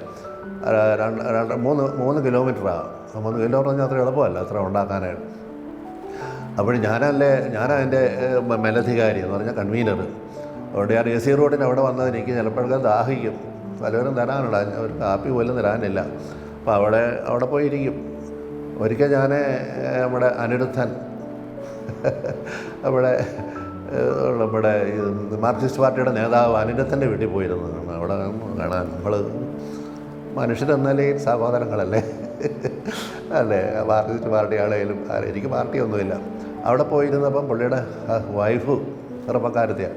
അച്ഛാ എന്നാ ഉണ്ട്, അച്ഛൻ്റെ വീട് എവിടെ? ഞാൻ പറഞ്ഞു എൻ്റെ വീട് കായപ്പുറത്താണ്. എന്നാ ഇവിടെ വന്നത്? ഞാൻ പറഞ്ഞു റോഡിൻ്റെ കാര്യമാണ്, അച്ഛന് കുടിക്കാനോ എല്ലാം വേണം. ഞാൻ പറഞ്ഞു കൊള്ളാം, ഞാൻ കൊണ്ടുവരാൻ പറഞ്ഞു. അങ്ങനെ പുള്ളിക്കാരത്തി എനിക്ക് കാപ്പി ഒക്കെ തന്നു. പിന്നെ ഉച്ചയ്ക്ക് ചോറ് കൊണ്ടുവരും പള്ളിയിൽ നിന്ന്. പള്ളി മടമൊന്നുമില്ല. പിന്നെ അങ്ങനെ അവിടെ ഒരു ചാക്കോച്ചേട്ടനുണ്ടായിരുന്നു അയലോക്കത്ത്. പിന്നെ ആ ചാക്കോച്ചേട്ടൻ എൻ്റെ പറയുകയാണെങ്കിൽ രസമാണ്. അവിടെ മടമില്ലാത്തതുകൊണ്ട് പുള്ളി 12 മണിയാകുമ്പം വലയെടുത്തുകൊണ്ട് വീശാൻ പോകും. അവിടെ വലിയ തോടാണ്, പള്ളിയുടെ അപ്പുറത്ത് ഭയങ്കര 6 പോലുള്ള തോടാണ്. ആ തോട്ടിലും ആറ്റിലും പോയി ഇവിടെ വീശും പുള്ളി. ഞാൻ പ്രാർത്ഥിക്കുക, എൻ്റെ ദൈവമേ കറി വെക്കാനായിട്ട് വല്ല കരിമീനൊക്കെ എല്ലാം കിട്ടിയാൽ നല്ല കാര്യം.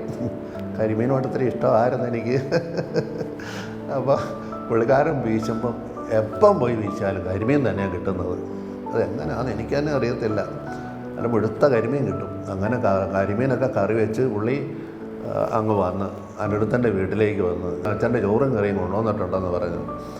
അങ്ങനെ പുള്ളി കൊണ്ടുവന്ന ചോറും കറിയും അനിരുദ്ധൻ്റെ വീട്ടിൽ ഇരുന്ന്, മാർക്സിസ്റ്റ് പാർട്ടിയുടെ നേതാവാണ്, അവിടെ ഇരുന്ന് ഞാൻ ഈ ചോറ് കഴിച്ച ഓർമ്മകൾ.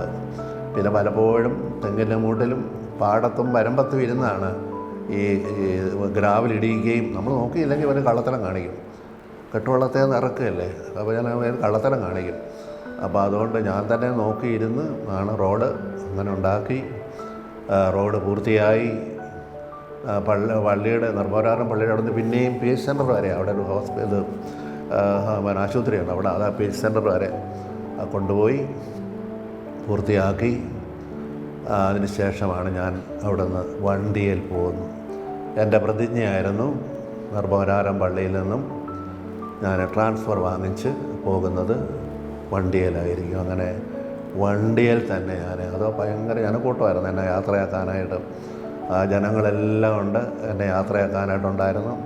കുഞ്ഞാണ്ടയും തള്ളമാരും അപ്പന്മാരും എല്ലാം കൂട്ടക്കരച്ചിലായിരുന്നു. അപ്പോൾ കരയുമ്പോഴൊക്കെ ഞാൻ ഓർക്കടയിൽ ഞാൻ മരിച്ചു പോയിനി, ഞാൻ മരിച്ചായിരിക്കും, മരിച്ചു പോയതല്ലേ, അല്ലേ പിന്നെ എന്താണ് ഇവരെല്ലാം കൂട്ടക്കരച്ചിൽ കരയുന്നത്. ഭയങ്കര കരച്ചിൽ, ഏങ്ങലടിച്ച് നെഞ്ചടിച്ച് കരയുക ഞാൻ പോകുന്നതിന്, ഒരോളിയും കരച്ചിലും ഒക്കെ. അപ്പോൾ ഞാനിങ്ങനെ മേലോട്ട് നോക്കി, കരയാതിരിക്കാൻ വേണ്ടിയിട്ട് ഒരു വിദ്യ, മേലോട്ട് നോക്കിയാൽ മതി. അങ്ങനെ മേലോട്ട് നോക്കി ഞാൻ ഇങ്ങനെ അവർ കരഞ്ഞോട്ടെ, ഞാൻ എന്നാ പറയാൻ, എനിക്ക് വല്ലതും പറയാനുണ്ടോ? അങ്ങനെയാണ് ഞാൻ ട്രാൻസ്ഫറായിട്ട് പോരുന്നത്. ഏതാണ്ട് 30 വർഷമായി ഇപ്പോൾ റോഡുണ്ടാക്കിയിട്ടും അവിടെ ശുശ്രൂഷ ചെയ്തിട്ടും. ഇന്നും ആളുകൾ എന്നെ വിളിക്കും. 30 കൊല്ലം കഴിഞ്ഞു വിളിക്കുകയും സ്നേഹാന്വേഷണം നടത്തുകയും ഒക്കെ ചെയ്യും. അതാണ് നമ്മളൊരു ശുശ്രൂഷ ചെയ്താലേ ജനങ്ങളത് ഓർത്തിരിക്കും എന്നുള്ളതിൻ്റെ വലിയൊരു അടയാളമാണ് മർബോനാപുരത്തെ റോഡും കാര്യങ്ങളും. ആ റോഡ് വന്നുകൊണ്ട് ഒത്തിരി ഗുണങ്ങൾ അവർക്കുണ്ടായി. അവരുടെ സ്ഥലത്തിനെല്ലാം വിലയായി.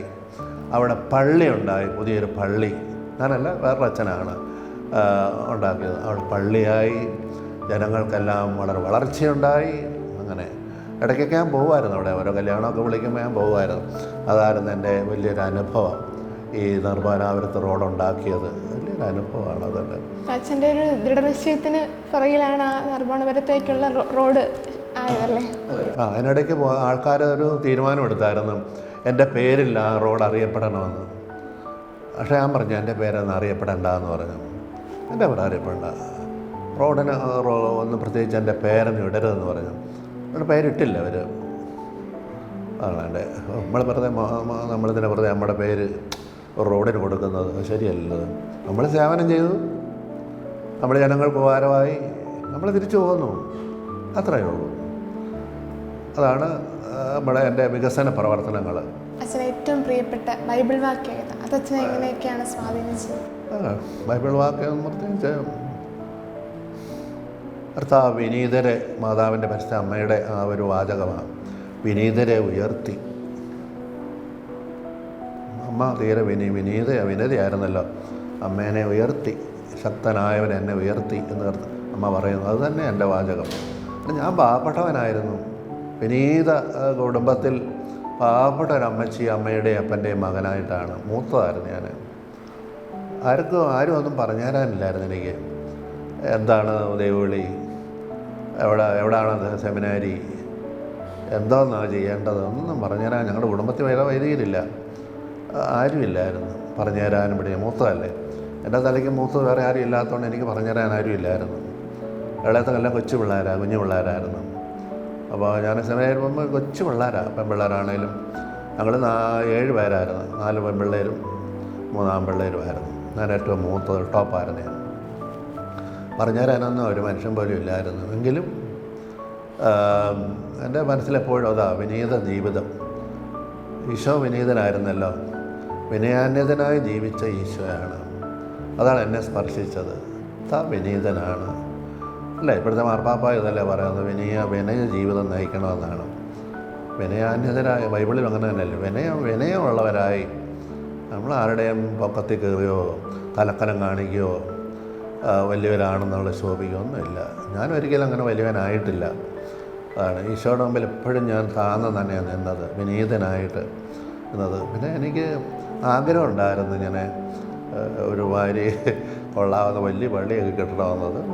മനുഷ്യ സഹജമല്ലേ അത്, വലിയ പള്ളിയൊക്കെ കെട്ടണമെന്ന് എനിക്ക് ആഗ്രഹം ഉണ്ടായിരുന്നു. പക്ഷേ അവസാനം ഒരുമാതിരി വലിയ പള്ളി കിട്ടിയായിരുന്നു, ചേന്നഗിരി പള്ളി, സെൻറ്റ് ജോസഫ് ചേന്നഗിരി പള്ളിയാണ്. പക്ഷേ എന്നാ ചെയ്യാം, എപ്പോഴും വള്ളത്തെ കയറിയാണ് ഇക്കരെ ഇറങ്ങുന്നത്. പുറത്തോട്ടാണെങ്കിൽ വള്ളത്തെ പോകണം, കടുത്ത വള്ളത്തെ കയറാതെ ചേന്നഗിരി പള്ളി പോകാനായിട്ട് വരാനും പോകാനും സാധിക്കില്ലായിരുന്നു. അപ്പോൾ അങ്ങനെ ഇരിക്കുമ്പം ഞാൻ ചേന്നഗിരി പള്ളി ട്രാൻസ്ഫറായിട്ട് കിട്ടുമ്പം ചേന്നഗിരി പള്ളിയിൽ വരുമ്പം ആൾക്കാരെല്ലാം കൂടെ ഓടി വന്ന്, കമ്മിറ്റിക്കാരും, അച്ഛാ ഈശോമിശിഹായ്ക്ക് സ്തുതി ഉണ്ടായിരിക്കട്ടെ. ഞാൻ പിന്നെ അച്ഛാ ഇവിടെ ഒരു കൊടിമരം ഉണ്ടായിരുന്നു, ഒറ്റത്തടിയെ ഉണ്ടാക്കി ഇവിടെ, അതാണ്ട് ഒടിഞ്ഞു കിടക്കുക എന്ന് പറഞ്ഞു. ഞങ്ങളുടെ ഒരു അഭിമാനമാണ് ഈ ഫ്ലാഗ് സ്റ്റാഫ് എന്ന് പറയുന്നത്, കൊടിമരം എന്ന് പറയുന്നത്. അച്ഛൻ ദയവായിട്ട് അതുണ്ടാക്കി തരണമെന്ന് പറയും. ഞാൻ പറഞ്ഞു എനിക്കങ്ങനെ വലിയ വിദ്യയൊന്നും അറിയത്തില്ല, എങ്കിലും നമ്മളെല്ലാം ഒത്തൊരുമിച്ചാൽ നമുക്ക് ചേന്നഗിരി പള്ളിയിൽ ഒരു മനോഹരമായ ഒരു കൊടിമരം ഉണ്ടാക്കാമെന്ന് പറയും. അങ്ങനെ ആലോചിച്ച് ഞങ്ങൾ പിരിവിനിറങ്ങി, കമ്മിറ്റിക്കാരും ഒക്കെ ആയാലും. ഇവിടെ എന്നൊക്കെറിയാം, ചേന്നഗിരി എന്ന് പറഞ്ഞാൽ മുഴുവൻ വെള്ളക്കുഴിയാണ്, എല്ലാം വെള്ളത്തിനകത്ത് ആൾക്കാർ താമസിക്കുന്നത്. വരമ്പയിലും കണ്ടത്തിന് നടുക്കും ഇങ്ങനെ ചുറ്റുപാടും ആറിനക്കരെ ഇക്കരെ എല്ലാം ഉണ്ട്. വെള്ളാത്തുരുത്തി വരെ നമ്മൾ ചേന്നഗിരിക്കാരുണ്ട്. അവിടെ എല്ലാം ഞങ്ങൾ വള്ളത്തേലൊക്കെ പോയി പിരിവൊക്കെ എടുത്ത് നീന്തി പോകണം, നീന്തിയൊക്കെ എടുത്ത് പൈസ കളക്ട് ചെയ്ത് അങ്ങനെ കാശുണ്ടാക്കി അങ്ങനെ ഇരുന്നാണ് പ്ലാൻ ചെയ്തു. ഒറ്റത്തടി കണ്ടുപിടിക്കണം. അങ്ങനെ ഞങ്ങൾ കിഴക്കുള്ള അച്ഛന്മാരെയൊക്കെ ബന്ധപ്പെട്ട് തെക്കുംതടി ഒറ്റത്തടി കണ്ടുപിടിച്ച് ഇവിടെ ലോറിയെല്ലാം കണ്ട് കൊണ്ടുവന്ന് വള്ളത്താലാണോ പള്ളിയിൽ കൊണ്ടുവന്നു. നീളത്തിൽ ഭയങ്കര നമ്മുടെ പള്ളിമുറിയുടെ അത്രയും നീളമുണ്ട്. അത് നിവർത്തി വെച്ചു. അതിൻ്റെ ഒരു വലിയൊരു അനുഭവമായിരുന്നു. എന്നിട്ട് എന്ത് ചെയ്തു, അത് നെയ്ക്കകത്ത് മുഴുവൻ കയറ്റിയിട്ട് അതിനുള്ള ഇതൊക്കെ പാത്രം പോലെ ഉണ്ടാക്കിയിട്ട് അതിനകത്തോട്ടാണ് ഈ മരം വെച്ചത്. ഒറ്റത്തടി മരം നെയ്ക്കകത്ത് വെച്ച് നെയ്യിൽ കുളിപ്പിച്ച് ഇങ്ങനെ കുറേ ദിവസങ്ങൾ ഇടിയിച്ച് അങ്ങനെ അത് ബലപ്പെടുത്തി. അത് കഴിഞ്ഞിട്ട് തോർത്തി എല്ലാം റെഡിയാക്കി കഴിഞ്ഞിട്ട് അത് അതിൻ്റെ ഒരു വശം ഇങ്ങനെ ക്ലാമ്പ് പോലെ ആക്കിയിട്ട് ചേർക്കാൻ വേണ്ടിയിട്ട് ഇങ്ങനെ ക്ലിപ്പ് ചെയ്യുന്നത് പോലെ വലിയ ഒറ്റ മരമാണെങ്കിലും അത് ഒറ്റയ്ക്ക് കൊണ്ടുവരാൻ പ്രയാസമാണ്. വലിയ ഭയങ്കര പൊക്കമല്ല.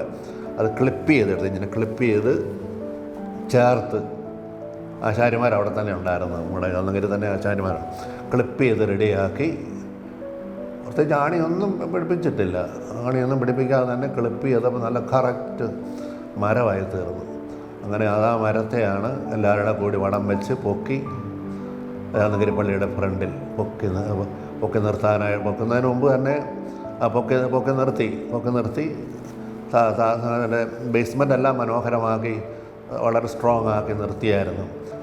അങ്ങനെ അതിന് ശേഷം പണി ആരംഭിച്ചു. അതിൻ്റെ പണി ബേസ്മെൻ്റ് എല്ലാം മനോഹരമായിട്ട് നല്ല ചിട്ടപ്പെടുത്തി നല്ല ഗോൾഡൻ നല്ല മനോഹരമായിട്ട് ചിത്രപ്പണികളൊക്കെ ചെയ്താണ് അതിൻ്റെ ബേസ്മെൻറ്റ് റെഡിയാക്കിയത്. പിന്നെ മാന്നാറിൽ നിന്നാണ് ഇതിൻ്റെ ഓടെല്ലാം കൊണ്ടുവന്ന് ഓടലെല്ലാം മാർത്തോമാ കുരിശും ഈശോയും മാതാവും വിശുദ്ധരുമൊക്കെയാണ് മുഴുവൻ. അങ്ങനെ ആ സ്വർണം പോലെ സ്വർണ്ണപ്പൂശ ആ പട്ടയെല്ലാം കൂടെ ചേർത്ത് വെച്ച് മിനുക്കി അങ്ങറ്റം വരെ റെഡിയാക്കി മനോഹരമായ ഇപ്പോഴും ചെന്നാൽ കാണാൻ സാധിക്കും. അതാണ് നമ്മുടെ സെൻറ്റ് ജോസഫ് ചന്തഗിരി പള്ളിയിലെ വലിയ പള്ളിയിലെ പിന്നെ കൊടിമരം എന്ന് പറയുന്നത്. അത് വലിയൊരു അനുഭവമായിരുന്നു. അതായിരുന്നു എൻ്റെ ജീവിതം. ദൈവം എനിക്ക് തന്ന ഒരു മീഡിയയാണ്. ഇടവകയിൽ പ്രവർത്തിക്കാനും ഇടവ ജനങ്ങളുമായിട്ട് ബന്ധപ്പെടാനും ദൈവം എനിക്ക് തന്ന ഒരു മീഡിയമായിരുന്നു ആ കൊടിമരം. വലിയ പരിപാടിയൊന്നും ചെയ്യാൻ പറ്റിയില്ല എനിക്കെങ്കിലും അതെങ്കിലും സാധിച്ചല്ലോ. ഇടവജനങ്ങളെ കാണാനും വീടുകളിൽ പോകാനും ഒക്കെ ഭയങ്കര ഒരു പാസ്റ്ററൽ വർക്ക് നടത്താനായിട്ട് ദൈവം എനിക്ക് തന്ന ഒരു വലിയ ഉപകരണമായിരുന്നു ഈ പറഞ്ഞ. അത് ചെയ്തു പൂർത്തിയാക്കി. അങ്ങനെയാണ് അവിടുന്ന് അവിടെ 3 കൊല്ലം ഉണ്ടായിരുന്നു ഞാൻ അവിടെ നിന്നാണ് പിന്നെ പോരുന്നത്. പിന്നെ ഞാൻ ശ്രമിച്ചു നോക്കിയായിരുന്നല്ലോ പാലം ഉണ്ടാക്കാനായിട്ട്. ആറിന് കുറുകെ അക്കരയ്ക്കര പാലം ഉണ്ടാക്കാനായിട്ടൊരു ശ്രമം ഞാൻ നടത്തി. പക്ഷേ അതൊക്കെ വളരെ കോസ്റ്റ്ലി ആയിരുന്നു. പിന്നെ എതിർപ്പൊക്കെ ഉണ്ടായി. ഈ ടൂറിസ്റ്റ് വള്ളങ്ങളെല്ലാം അതിലല്ലേ പോകുന്നത്. അപ്പോൾ ടൂറിസ്റ്റ് വള്ളങ്ങളൊക്കെ പോകുമ്പം ഈ പാലം ഒരു തടസ്സമാണെന്നൊക്കെ ഓരോരുത്തർ ഇങ്ങനെ പറഞ്ഞതിൻ്റെ വെളിച്ചത്തിൽ അത് പിന്നെ നടക്കാതെ പോയി. ഞാൻ പിന്നെ അവിടെ നിന്ന് മാറി ഇങ്ങ് പോകുന്നു. അങ്ങനെയായിരുന്നു എൻ്റെ ചന്തഗിരി പള്ളിയിലെ ജീവിതം. മൊത്തം 20 പള്ളിയിൽ ഞാൻ സേവനം ചെയ്യുകയുണ്ടായി. പാലോട് ഞാൻ 7 കൊല്ലം ശുശ്രൂഷ ചെയ്തു. 7 കൊല്ലം ചെയ്തു. അവിടെ ഒരു പള്ളി മനോഹരമായൊരു പള്ളി ഉണ്ടാക്കിയത്. 50 വീട്ടുകാരേ ഉള്ളൂ. പക്ഷെ 50 വീട്ടുകാരെ ഉള്ളെങ്കിലും വളരെ മനോഹരമായ പള്ളി. എങ്ങനെ ഉണ്ടാക്കിയെന്ന് ചോദിച്ചാൽ കുറേ അവിടുത്തെ ഒരു അമ്മച്ചി കുളച്ചൽകാരത്തിയായിരുന്നു. കുളച്ചൽ അവിടുന്ന് നമ്മുടെ ഇവിടുത്തെ ഒരു വഴുതാരപ്പള്ളി എന്ന് പറഞ്ഞൊരു കുടുംബത്തിലെ ഒരച്ചായ കല്യാണം കഴിച്ചുകൊണ്ട് വന്നതാണ്. കുഞ്ഞമ്മയെന്ന് പറയും. അപ്പോൾ കുഞ്ഞമ്മയുടെ ഞാൻ ആലോചിച്ചു, കുഞ്ഞമ്മ നമുക്ക് ഒരു പള്ളി ഉണ്ടാക്കണം, പൈസ ഇല്ലല്ലോ, എന്നാ മാർഗം. അച്ഛനൊന്നും പേടിക്കണ്ട എന്ന് പറഞ്ഞു. ഞാൻ അച്ഛനെ എൻ്റെ വീട്ടിലേക്ക് കൊണ്ടുപോകാമെന്ന് പറഞ്ഞു. അപ്പോൾ അതെവിടെ കുളച്ചൽ. അങ്ങനെ ഞങ്ങളെല്ലാം കൂടെ വണ്ടി പിടിച്ച് കുളച്ചൽ പോയി. കടൽ തീരത്താണ് അമ്മച്ചിയുടെ വീട്. അപ്പോൾ അമ്മച്ചി പറഞ്ഞ് നമുക്ക് നിങ്ങളുടെ കൂടെ ഉണ്ട്, എൻ്റെ കൂട്ടക്കാരെല്ലാമാണ് ഈ മീൻ പിടിക്കുന്നത്. പല ഈ പിന്നെ കടൽ തീരത്ത് വലയെറിയുന്ന മുക്കോന്മാരിൽ ഭൂരിഭാഗം എൻ്റെ കുടുംബക്കാരാച്ചാന്ന് പറഞ്ഞു. അപ്പോൾ ഞാൻ പറഞ്ഞു ഒരു കുഴപ്പമില്ല, അമ്മച്ചി പറഞ്ഞോളൂ, ഞങ്ങളൊക്കെ പുറകെ നിന്നോളാമെന്ന് പറഞ്ഞു. അങ്ങനെ അമ്മച്ചിയെ കൊണ്ട് കുഞ്ഞമ്മയെ കൊണ്ടെല്ലാം പറയിപ്പിച്ച് അവിടെ നിന്ന് ഒരു കളക്ഷൻ എടുത്തി. ഞങ്ങൾ നല്ല കളക്ഷൻ കിട്ടി. ഇത്രയൊന്നും കിട്ടിയില്ല, കുറച്ചേ കിട്ടിയുള്ളൂ. അത് കഴിഞ്ഞപ്പോൾ എനിക്ക് പഴയ വിശപ്പിൻ്റെ ഓർമ്മ വന്നു. കുഞ്ഞമ്മയെ വിശക്കുന്നുണ്ടല്ലോ, അച്ഛൻ പേടിക്കുക, അച്ഛന് ഭക്ഷണം തന്നാൽ പോരെ, അത് മതി. അപ്പം അമ്മച്ചിയുടെ കുഞ്ഞമ്മയുടെ വീട്ടിലോട്ട് ഞങ്ങളെ കൊണ്ടുപോയി ഭക്ഷണം, മൃഷ്ടാന്നമായ ഭക്ഷണം, ചോറും കറിയും തന്നെയാണ്. ഞാനങ്ങ് വിളിച്ചു പോയി, കണ്ണ് മിഴിച്ചു പോയി. ഒരു 100-150 മീൻകൂട്ടം ഫ്രണ്ടിൽ കൊണ്ടുവച്ച്. അവർ മീൻപിടുത്തക്കാരല്ലേ, എല്ലാത്തരം മത്സ്യങ്ങളും കറി വെച്ചുകൊണ്ട് വെച്ചിരിക്കുക. അങ്ങനെ കഴിക്കാവുന്നതിൻ്റെ പരമാവധി ഞാൻ കഴിച്ച്. അങ്ങനെ പൈസയൊക്കെ കിട്ടിയാണ് പാലോട് പള്ളി ഉണ്ടാക്കിയത്. ഇനി പാലോട് പള്ളിക്ക് പൈസയില്ലാത്തതുകൊണ്ട് ഞാൻ എന്ത് ചെയ്യുന്നറിയാമോ, പെയിൻറ്റിങ് വർക്ക് ഞാൻ തന്നെയാണ് നടത്തിയത്. ഉള്ള കാര്യം പറയാം, പൈസയില്ല. ഒരിക്കപ്പോഴും ജലദോഷമാണ്, പെയിൻറ്റിന് മണം കിട്ടിയാൽ കുഴപ്പമാണ്. എന്നാലും ഞാൻ തീരുമാനമെടുത്തു, ഈ പള്ളിയുടെ എല്ലാ സൈഡും ഈ ജനലും കതകും പെയിൻ്റ് അടിക്കും. ഞാൻ തന്നെ ഇരുന്ന് പെയിൻ്റ് അടിക്കുക. എൻ്റെ പണിക്ക് വേറെ പണിയൊന്നുമില്ല. ആൾക്കാരൊക്കെ ഏതാണ്ടൊരു 20 കിലോമീറ്റർ ദൂരത്തിലാണ് ആൾക്കാർ താമസിക്കുന്നത്. അവിടെ ഇരുന്നുകൊണ്ട് പെയിൻ്റ് അടിച്ച് പള്ളിയുടെ ജനലുകളെല്ലാം ഞാൻ പെയിൻ്റ് അടിച്ചു. പിന്നെ അൾത്താര ചെയ്യാനായിട്ട് പൈസയില്ല, ആരുമില്ല. ഞാൻ പിന്നെ ഒരു മെയ്സനെ, ഒരു ആശാരിയെ, നമ്മുടെ കലാശാരിയെ കൂടെ വിളിച്ചിരുത്തി ഞാൻ ഈ മാമോദിസ തൊട്ടി, ഇച്ചിരി കലാപരമായ ഇച്ചിരി കഴിവ് എനിക്കുണ്ട്, ചെറുപ്പം മുതലുള്ളതാണ് കലാപരമായ. അവിടെ ഞാൻ ആശാരിയുടെ കൂടെ ഇരുന്ന് സിമൻറ്റ് കൊണ്ട് മനോഹരമായൊരു മാമോദിസ തൊട്ടി ഉണ്ടാക്കി. കൈകൊണ്ട് തന്നെ വൃത്തിയായിട്ടുണ്ടാക്കി. പിന്നെ മാർത്തോമാ കുരിശ് സെപ്പറേറ്റാണ് അത് ആലേഖനം ചെയ്ത് 4 വശത്തും, അതും സിമൻറ്റ് കൊണ്ട് തന്നെയാണ്. എന്നിട്ട് കറുത്ത പെയിൻറ്റ് കൊണ്ട് അടിച്ചപ്പോൾ നല്ല മാർബിൾ പോലുള്ള മാമോദിസ തൊട്ടിയായി. അതാണ് ഇപ്പോഴും അവിടെ ഇരിക്കുന്നത്. പിന്നെ അൾത്താരയുടെ വർക്കെന്ന് പറയുന്നത്, അവിടെ ഒരു പേപ്പർ മില്ലുണ്ടായിരുന്നു. പേപ്പർ മില്ലിലെ തൊഴിലാളികൾ ഫ്രീ ആയിട്ട് അവർ അതിൻ്റെ സീലിങ്ങും എല്ലാം ഭംഗിയായിട്ട് ചെയ്തു തന്നു. സങ്കീർത്തിയുമൊക്കെ അവരൊക്കെ തന്നെയാണ് ചെയ്തത്. അങ്ങനെ എന്ത് പറയാനാണ്, മൊത്തം 10 ലക്ഷം രൂപയ്ക്ക് ഞാൻ പള്ളി പൂർത്തിയാക്കി. ഇന്ന് ചരിത്രത്തിൽ, ചങ്ങനാശ്ശേരി എന്നല്ല, ചരിത്രത്തിൽ ഏതെങ്കിലും പള്ളി പൂർത്തിയാക്കിയിട്ടുണ്ടെങ്കിൽ ഞാനാണ്. 10 ലക്ഷം കൊണ്ട് മനോഹരമായൊരു പള്ളി ഞാൻ പൂർത്തിയാക്കി. എനിക്കൊന്നും പറയാൻ സാധിക്കില്ല. 10 ലക്ഷം അവിടെ മനോഹരമായൊരു പള്ളി ഉണ്ടാക്കി. ഇന്നും അവിടുത്തുകാരെന്നെ വിളിക്കും, ഇത്ര ദൂരമാണ്, ഇന്നും വിളിക്കും. അവരുടെ കല്യാണത്തിന്, വീട് വെഞ്ചരിപ്പ്, എല്ലാ പരിപാടിക്കും 10-25 കൊല്ലം കഴിഞ്ഞിരിക്കുന്നു. ഞാൻ കഴിഞ്ഞ പ്രാവശ്യം പോയി പാലോടെ ഒരു വീട് വെഞ്ചരിപ്പിന്. എന്നെ വിളിക്കുന്നത് എന്നെ കാണാൻ വേണ്ടിയിട്ടാണ്. ഞാനവിടെ ചെല്ലുമ്പോൾ ആൾക്കാരെല്ലാം വരും എന്നെ കാണാൻ. ഞങ്ങളുടെ അച്ഛൻ, ഞങ്ങൾക്ക് പള്ളി ഉണ്ടാക്കി തന്ന അച്ഛൻ ഇതാ വന്നിരിക്കുന്നു. അങ്ങനെയാണ് അവിടെ പോയി ഞാൻ ഭക്ഷണം കഴിക്കുകയും വെഞ്ചരിക്കുകയും. ഒത്തിരി അത്ഭുതങ്ങൾ അവിടെ ഉണ്ടായിട്ടുണ്ട്. അവിടെയും അത്ഭുതങ്ങൾ ഉണ്ടായിട്ടുണ്ട്. ഒരു ചെറിയ അത്ഭുതം കൂടെ പറയാം. ഞാൻ ചങ്ങനാശ്ശേരി എന്ന് പറയുന്നത് 150 കിലോമീറ്റർ അപ്പുറത്താണ് ചങ്ങനാശ്ശേരി. ചങ്ങനാശ്ശേരി വന്നേച്ച് ഏതോ കാര്യത്തിന് വന്നേച്ച് ഞാൻ പാലോടി ചെന്നപ്പോൾ രാത്രിയായി. 8 മണി കഴിഞ്ഞു, 8-8:30 മണിയായി. ഞാൻ മുറി തുറന്നിട്ട് എനിക്ക് ഭയങ്കര വിശപ്പ്. കാരണം മനുഷ്യനല്ലേ, ആഹാരം ഒന്നും കഴിക്കാത്തതിന് യാത്രയല്ലേ, ഭക്ഷണമില്ല, എനിക്ക് മുറിയിൽ ഭക്ഷണമില്ല. ഞാൻ മനസ്സോട് പറയാം, എൻ്റെ ദൈവമേ എനിക്ക് വിശക്കുന്നുണ്ട്, ഞാൻ യാത്ര ചെയ്ത് വന്ന് എനിക്ക് ഭക്ഷണമൊന്നുമില്ല, ഞാൻ എന്നാ ചെയ്യാൻ എൻ്റെ കർത്താവേ. ഈശോടെ പറയുന്നതല്ല, ആരോട് പറയാനാണ്. അവിടെ അങ്ങ് മനുഷ്യരൊന്നുമില്ല, കാട്ടുപ്രദേശമാണ്. അപ്പം ഞാൻ പ്രാർത്ഥിച്ചു, എനിക്ക് വിശപ്പുണ്ട്, ഇച്ചിരി ഭക്ഷണം കിട്ടിയാൽ കൊള്ളാം, പിന്നെ എനിക്ക് കുളിക്കണം. ഇതൊന്നും ഞാൻ നടത്തിയിട്ടില്ല. കുളിയൊക്കെ എന്ന് പറഞ്ഞാൽ പൈപ്പ് സെറ്റൊന്നുമില്ല, താഴെ കിണറാണ്. എനിക്ക് പേടിയാണ് എനിക്കവിടെ പോകാൻ. പാമ്പിൻ്റെ ബഹളമാണ് അവിടെ. അങ്ങനെ ഞാൻ പ്രാർത്ഥിച്ചുകൊണ്ടിരിക്കുമ്പോൾ വാതിക്കൽ ആരോ ഒന്ന് മുട്ടി. നമ്മൾ ആരാ, പേടിയുണ്ട് എനിക്കാണ്, രാത്രിയല്ലേ, ഒരു 8:30-9 മണിയൊക്കെയാണ്. ആരാ? അപ്പോൾ എന്നോട് പറഞ്ഞു, അച്ഛാ ജോജിയാന്ന് പറഞ്ഞു. നമ്മൾ ജോജി, നീ എന്നാടാ ഇപ്പം രാത്രിക്ക് വന്നത്? വടകരപ്പള്ളിയിലെ ഒരു യുവാവാണ്. അച്ഛാ ഞാനാ ജോജിയാണ്. അപ്പം എന്നാടാ? എൻ്റെ അച്ഛാ ഇപ്പോഴാണ് ഞാൻ ഓർത്തത്, അച്ഛൻ്റെ കയ്യിൽ ഒരു കുർബാനയ്ക്ക് കാശ് തരണമെന്ന്. ഞാൻ പറഞ്ഞു, നിനക്ക് ഇതിനു മുമ്പ് തോന്നിയില്ലല്ലോ, ഇപ്പോഴാണ് എൻ്റെ അച്ഛാ ഇപ്പോഴാണ് തോന്നിയതെന്ന് പറഞ്ഞു. ദൈവം അവനെ വിട്ടതാണ്. ആ ടൈമിങ്ങാണ് പ്രധാനം. അവൻ കുർബാനയ്ക്ക് കാശ് വന്നിട്ട് എന്നോട് ചോദിച്ചു, അച്ഛൻ വല്ലതും കഴിച്ചോ എന്ന് ചോദിച്ചു. എൻ്റെ പൊന്നുമോനെ അച്ഛനൊന്നും കഴിച്ചില്ലടാന്ന് പറഞ്ഞു. ഞാൻ പോയി മടത്തിൽ പോയി. തൊട്ടപ്പോൾ മഠമുണ്ട്, SD കോൺവെൻ്റ് ഉണ്ട്. എൻ്റെ സിസ്റ്ററും SD ആണ്, അവിടെ അല്ല, പുള്ളിക്കാരത്തി വേറെ സ്ഥലത്താണ്. അതുകൊണ്ട് എന്നോട് ഇച്ചിരി കൂടുതൽ സ്നേഹമൊക്കെ SD കാർക്കുണ്ടായിരുന്നു, സിസ്റ്റേഴ്സിന്. അപ്പോൾ അങ്ങനെ ഞാൻ പറഞ്ഞിടാ മോനെ, നീ ഒരു കാര്യം ചെയ്യും, ഇച്ചിരി വെള്ളം കോരി തരണം എന്നെ കിണറ്റിൽ നിന്ന്, അച്ഛന് കുളിക്കണം, എന്നിട്ട് നീ പോയി കോൺവെൻറ്റിൽ പോയി ഭക്ഷണം മേടിച്ചാൽ മതി. അപ്പോൾ അവനെ വെള്ളം കോരി ബാത്റൂമിൽ കൊണ്ടുവച്ചു, ഭക്ഷണം മേടിച്ചു കൊണ്ട് തന്നു. അവിടെ വിചാരിച്ചു പോട്ടെ, വീട്ടിലോട്ട് പോട്ടെ എന്ന്. ദൈവം എന്നെ സഹായിച്ചതാണ്. ദൈവം എനിക്ക് ഭക്ഷണം തന്നു, ദൈവം എന്നെ കുളിപ്പിച്ചു. അങ്ങനെ വലിയൊരു അനുഭവമാണ് അതെല്ലാം. ഈ വർഷം സമുദായ ശക്തീകരണ വർഷമായിട്ടാണല്ലോ കൊണ്ടാടുന്നത്.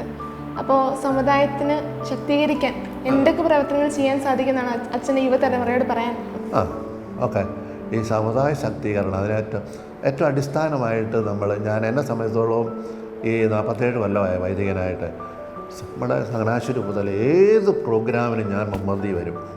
യുവദീപ്തി, മാതൃവേദി, പിതൃവേദി, ഏത് പ്രവർത്തനത്തിലും മുമ്പന്തിയിലായിരുന്നു ഞാൻ. ചങ്ങനാശ്ശേരി അതിരൂപതയിലെ ഏറ്റവും ആദ്യം മൈപ്പാരീഷ് പൂർത്തിയാക്കിയത് ഞാനാണ്. അഹങ്കാരത്തോടുകൂടി എനിക്ക് പറയാൻ സാധിക്കും. മൈപ്പാരീഷ് പൂർത്തിയാക്കിയത് ഞാനാണ്. എന്നെ പ്രസ്ബിറ്റേറിയത്തിൽ വെച്ച് അഭിനന്ദിച്ചു. തറയിൽ പിതാവും പെരുന്തോട്ട പിതാവും അഭിനന്ദിക്കുകയുണ്ടായി. രൂപതയിൽ ആദ്യം മൈപ്പാരീഷ് ആപ്ലിക്കേഷൻ അത്ര എളുപ്പമല്ല, ബുദ്ധിമുട്ടാണ്. ഞാനിത് പൂർത്തിയാക്കിയത് എൻ്റെ വടക്കക്കരയിലെ ഇടവകയിലിരിക്കുമ്പോഴാണ്. അവിടുത്തെ യുവദീപ്തി, ആൺപിള്ളേരും പെൺപിള്ളേരും, പിന്നെ സൺഡേ സ്കൂളിലെ 8, 9, 10 ക്ലാസ്സിലെ പിള്ളേരെ അവരെയൊക്കെ ഞാൻ വിളിച്ചു വരുത്തി. അവർക്കെല്ലാം മൊബൈൽ നല്ല കഴിവാണ്. ഡിജിറ്റൽ വേൾഡിൽ മിടുക്കരാണ് അവരെല്ലാം. അവരുടെ സഹായത്തോടു കൂടിയാണ് ഞാൻ വീടാന്തരം കയറി ഇറങ്ങി അവരെ വിട്ട് മൈപ്പാരീഷ് പൂർത്തിയാക്കി. പിന്നെ ഞാൻ അവസാനം ചീറഞ്ചിറപ്പള്ളിയിലായിരുന്നു. അവിടെ നിന്ന് അങ്ങോട്ട് പോകുന്നത്. ചീറഞ്ചിറപ്പള്ളി കഴിഞ്ഞ ദിവസം ഒരു കല്യാണത്തിന് ഞാൻ പോയപ്പോൾ അവിടുത്തെ കൈക്കാരൻ പറയാറ്, അച്ഛൻ തുടങ്ങി വെച്ചത് ഞങ്ങളിതാ വളർത്തിക്കൊണ്ടിരിക്കുന്നു. വലിയൊരു പ്രബന്ധം എൻ്റെ കാണിച്ചു. ചങ്ങനാശ്ശേരി രൂപതയിൽ നമ്മുടെ ഇടവകയിൽ മാത്രമേ ഇത്രയും പ്രബന്ധമുള്ളൂ. എന്താ പ്രബന്ധം? ഒരു വർഷത്തെ കണക്കുകൾ മുഴുവനും മൈപ്പാരീഷ് വഴി പ്രിൻ്റ് ഔട്ട് ചെയ്ത് അത് വലിയ ബുക്കാക്കി കൊണ്ട് എന്നെ കാണിക്കുകയാണ്. ഞാൻ പറഞ്ഞ ദൈവത്തിന് സ്തോത്രം. അതുപോലെ തന്നെ അക്കൗണ്ടിങ്, ബഡ്ജറ്റിങ്, ആനുവൽ എല്ലാം, ആനുവലായിട്ടുള്ളതും മന്ത്ലി ആയിട്ടുള്ളതും എല്ലാ കണക്കുകളും ക്ലിയറായിട്ട് എടുക്കാനായിട്ട് ഇപ്പോൾ സാധിക്കുന്നുണ്ട്. ഇപ്പോൾ ഒരു പെൺകുട്ടിയാണ് അവിടെ ഏൽപ്പിച്ചിരിക്കുന്നത്. അവളത് പഠിച്ചിട്ടുണ്ട്. അവളത് വൃത്തിയായിട്ടത് കൈകാര്യം ചെയ്യുന്നു. കൈക്കാരന്മാരും എല്ലാം ഇത് പഠിച്ചിട്ടുണ്ട്. അങ്ങനെയാണ് മൈപ്പാരീഷിൻ്റെ വൻ വിജയം എന്ന് പറയുന്നത്. പിതാവിനറിയാതെ ഒരു വിജയം. പിന്നെ എനിക്ക് നമ്മുടെ ജനങ്ങളോട് പറയാനുള്ളത്, അക്ഷീണ പരിശ്രമം വളരെ ആവശ്യമാണ്. ഞാൻ ഒരിക്കലും ഒരു പരിപാടിക്കും വേറെ പോകത്തില്ല. പള്ളിക്കാര്യങ്ങൾ, രൂപതയുടെ കാര്യങ്ങൾ, സംഘടനയുടെ കാര്യങ്ങൾ, കൂട്ടായ്മയുടെ കാര്യങ്ങൾ, അതിന് മാത്രമേ പോകുന്നുള്ളൂ. എനിക്ക് വീട്ടിലിപ്പോൾ ആരുമില്ല. എല്ലാവരും അവിടെ ഇവിടെയൊക്കെ പോയിരിക്കുക, ആരുമില്ല. എൻ്റെ കൊച്ചു മങ്ങൾ മാത്രം സിസ്റ്റർ അവിടെ പുള്ളിക്കാരത്ത് ഡൽഹിയിലാണ്, അനാഥാലയത്തിൻ്റെ ഡയറക്ടറായിട്ട് സേവനം ചെയ്യുന്നു. പിന്നെ എനിക്കിവിടെ ആരുമില്ല. എനിക്ക് ക്രിസ്മസിനോ ഈസ്റ്ററിനോ പോകാൻ ഒരിടമില്ല. ഞാനിവിടെ ക്രിസ്മസിനൊന്നും അങ്ങും പോകത്തില്ല. എനിക്ക് പോകാൻ സ്ഥലമില്ല. ഈസ്റ്ററിനും പോകാൻ സ്ഥലമില്ല. എങ്ങും പോകാൻ സ്ഥലം ഇവിടെ തന്നെ. പള്ളിയിലിരിക്കുമ്പോഴും അങ്ങനെയൊക്കെ തന്നെയാണ്. എനിക്ക് എങ്ങും പോകാൻ സ്ഥലമില്ലായിരുന്നു. പലപ്പോഴും ഇത് വിഷമിക്കുമായിരുന്നു ഞാൻ. എല്ലാ അച്ഛന്മാരും അവധിക്കാലത്ത് വീടുകളിൽ പോകുന്നു, പക്ഷെ എനിക്ക് മാത്രം പോകാൻ പറ്റുന്നില്ല. എങ്കിലും എനിക്ക് ദൈവം എൻ്റെ പുറകിലുണ്ടെന്ന് എനിക്കറിയാം. അപ്പോഴും എൻ്റെ കർത്താവ് എന്നെ താങ്ങിക്കൊണ്ടിരിക്കുന്നു. അപ്പോൾ എനിക്ക് എൻ്റെ സഹോദരങ്ങളോട് ഈ ചങ്ങനാശ്ശേരി രൂപതയോട് എല്ലാ ലോകത്തോടും പറയാനുള്ള ഇതാണ്, ദൈവം വിളിച്ചു, അവൻ കാത്തുകൊള്ളും. അവൻ എൻ്റെ കാവലാണാണ്. അവൻ്റെ കൂടെ ജീവിക്കുക. പിന്നെ ഈ വയസ്സാം കാലത്ത് ഇവിടെ ആയിരിക്കുമ്പോൾ ഒരു നല്ല മരണം സ്വപ്നം കണ്ട് ജീവിക്കുക, അത്രയേ ഉള്ളൂ. ഇന്നത്തെ കാലത്ത് ആത്മഹത്യകൾ കൂടി വരുന്ന ഒരു ടൈമാണല്ലോ. അപ്പോൾ ദുഃഖങ്ങളും വിഷമങ്ങളൊക്കെ വരുമ്പോൾ ഉടനെ പോയി ആത്മഹത്യ ചെയ്യുന്നതാണ് ഇന്നത്തെ ഒരു രീതിയായി നമ്മൾ കണ്ടുവരുന്നത്. അപ്പം അതിന് മറികടക്കാൻ, അല്ലെങ്കിൽ അതിനോട് അച്ഛന് എന്താണ് പറയുന്നത്? ഇവിടെ ഇപ്പോൾ ഈ ആത്മഹത്യകൾ ഉണ്ടാകുന്നതിന് പ്രധാന കാരണം ഈ സഹായിക്കാൻ ആളില്ലെന്നുള്ളതാണ്. ഒരു പ്രതിസന്ധി വരുമ്പോൾ ആ വ്യക്തിയെ കാണാനും ചേർത്ത് പിടിക്കാനും ആ വ്യക്തിക്ക് വേണ്ടി പ്രാർത്ഥിക്കാനും സാധിക്കണം. ഞാനങ്ങനെ ചെയ്തിട്ടുണ്ട്. വളരെയധികം നിസ്സഹായാവസ്ഥയിൽ കഴിയുന്ന ചെറുപ്പക്കാർ, അമ്മമാർ, അത് മനസ്സിലാക്കി നമ്മൾ ആ വീട്ടിൽ ചെന്ന് പ്രാർത്ഥിക്കണം. അവരെ ചേർത്ത് പിടിക്കണം. സ്വന്തം എന്ന നിലയിൽ അവരെ ആശ്വസിപ്പിക്കണം. അവരെ ആശ്വസിപ്പിച്ചെങ്കിൽ ഉറപ്പായിട്ട് അവർ ആത്മഹത്യ ചെയ്യത്തില്ല. ആത്മഹത്യ ചെയ്യുന്ന കാരണം ഇത് തന്നെയാണ്. ആരും ആശ്വസിപ്പിക്കാനില്ല, ആരും സഹായിക്കാനില്ല, ആരും ഒരു രണ്ട് വർത്തമാനം പറയാനില്ല. പല കുടുംബിനികളും പല ചെറുപ്പക്കാരികളും ഈ അപകടത്തിൽ വീഴുന്ന പ്രധാന കാരണം അവരെ ആശ്വസിപ്പിക്കാനില്ലെന്നുള്ളതാണ്. ഇപ്പോഴത്തെ കാലഘട്ടം നമുക്കറിയാമല്ലോ. ഇപ്പോഴത്തെ കാലഘട്ടം ചെറുപ്പക്കാരെ സമയത്തോളം നിങ്ങളൊക്കെ കൊച്ചു പിള്ളേരാണ്, നിങ്ങൾക്കും അറിയാം.